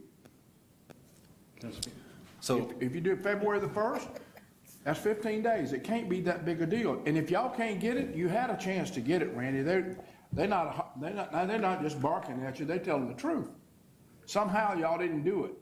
So, but if they give you to February the 1st, and you tell your guy, I got you February the 1st, that's fair enough. That's as fair as anybody can be. He's already gone up to January the 15th. If you go to February the 15th, you said you wanted February 15th. You do it February the 1st, let's go home. You're arguing about nothing now. Everybody up here is trying to help you. just to be clear, I pushed it back 2 months. So I pushed mine back 2 months from us voting on it November B&E Bless you. to us voting on it January B&E. Well, do it February. Well, if you meet on February we're not arguing about much here. So That's a fair enough do you deal. still have your substitute motion or no? Let me ask you, can you, he's trying to help. What's the big deal? I know, Commissioner, and can I talk through it just for a couple of minutes? All right. I believe that, so again, what I go back to is how much time I have for that initial discovery and testimony. In trying to fit that into the schedule, if you do a February B&E meeting, that allows us to finish the case before the judge by December. The judge has it in January, issues the decision in January, and then it comes to you at the February B&E. So it allows that to happen. So I think that's a whole lot more attainable. When you talk about big picture and dates and that sort of thing, I think it's important to understand that the RFP that led to this was supposed to be over by December. It was supposed to be over by December. We didn't get our letter telling us it was over until March. So that was delayed 90 days. So I think that's very important. I also want to make very clear on the record that there's talk about us being involved in the process since 2017. We've been on the outside looking in since during all this RFP process. We have not been in the middle of it. In fact, we only got talked to for maybe 90 minutes during the entire RFP process. So we have not been at the table through all this time. The last point I want to make is that, Commissioners, we know we believe very much this is about ratepayers. And at the end of the day, it's what's best for the ratepayers. And so any suggestion otherwise is just not consistent with the way Cajun approaches this. We believe that a reasonable schedule, let us get through the judge process, let the judge do their thing, and then get it to you by the February commission meeting. That allows us hearing through December, and the judge for January, and then to you in February. So I just want to say that there's a law out there, it's called Parkinson's Law. It says that work will expand to fit the time allotted for it. When we go on vacation, my son starts his science project on Sunday night, even though he had all week to do it. I think if we gave y'all 3 weeks to do this, y'all could find a way to get it done. If we gave you 3 years, you'd stretch it out to 3 years. So I think this is just about buckling down and getting the work done. What I'm willing to do, our January meeting is on the 19th. I'd move our January meeting to the 25th. There you go. And we vote on I'm it in. on January 25th. That's fair. Could you get it done by then? Yes, sir. Could you stick to the procedural schedule? That's a whole lot more tangible, Commissioner, I appreciate it. I'll take that as a yes. So my motion is that our January meeting will be on January 25th, and that we will have it voted on by the January 25th. I'll second that. Objection. For the record, that's the earliest we've ever set a next year's B&E date, so. And for the record, Commissioner Campbell, you withdrew your February motion. I'm through. So Let me make sure February 25th is not a weekend. I'm guessing it's we a checked on- Wednesday. I just thought. Okay, perfect. The 19th is a Wednesday, and so is the 25th. So you can take an extra long Christmas vacation. There's a motion and a second. Is there any objection? We don't have any objections, do we? No. So no. Hearing none, it's passed. Thank y'all very much. Thank you very much. Congratulations. All right, we've got one more, which is an executive session. Catherine will read the in raise, and then we'll clear the room for that. Well, I think it accomplished it. Exhibit number 25 is undocketed. It's FERC docket numbers ER 21748, EL 2146, ER 21117, ER 21129, and EL 2124 consolidated with EL 1741 consolidated with the Louisiana Public Service Commission System versus System Energy Resources, Inc. Docket numbers EL 18-142 and EL 18-204. We're. Do I need to start over? Yes. Exhibit 25 is FERC docket numbers ER 21748, EL 2146, ER 21117, ER 21129, and EL 2124 consolidated with EL 1741 consolidated with Louisiana Public Service Commission versus System Energy Resources, Inc. Docket numbers EL 18142 and EL 18204, EL 2156, ER 21915, and ER 181247. It's a possible executive session to discuss litigation strategy pursuant to Louisiana Revised Statute 4516 at the request of Chairman Green, and we need a motion to go into executive session. A chair motions to go into executive session. Second. Seconded. Seconded by Commissioner Bossier. Seconded by Commissioner Bossier. The regular meeting is, We're into an executive session, and we ask everyone to leave So the we need room everyone that's else not to leave. involved. Everybody get out. Time to go. Y'all know the rules.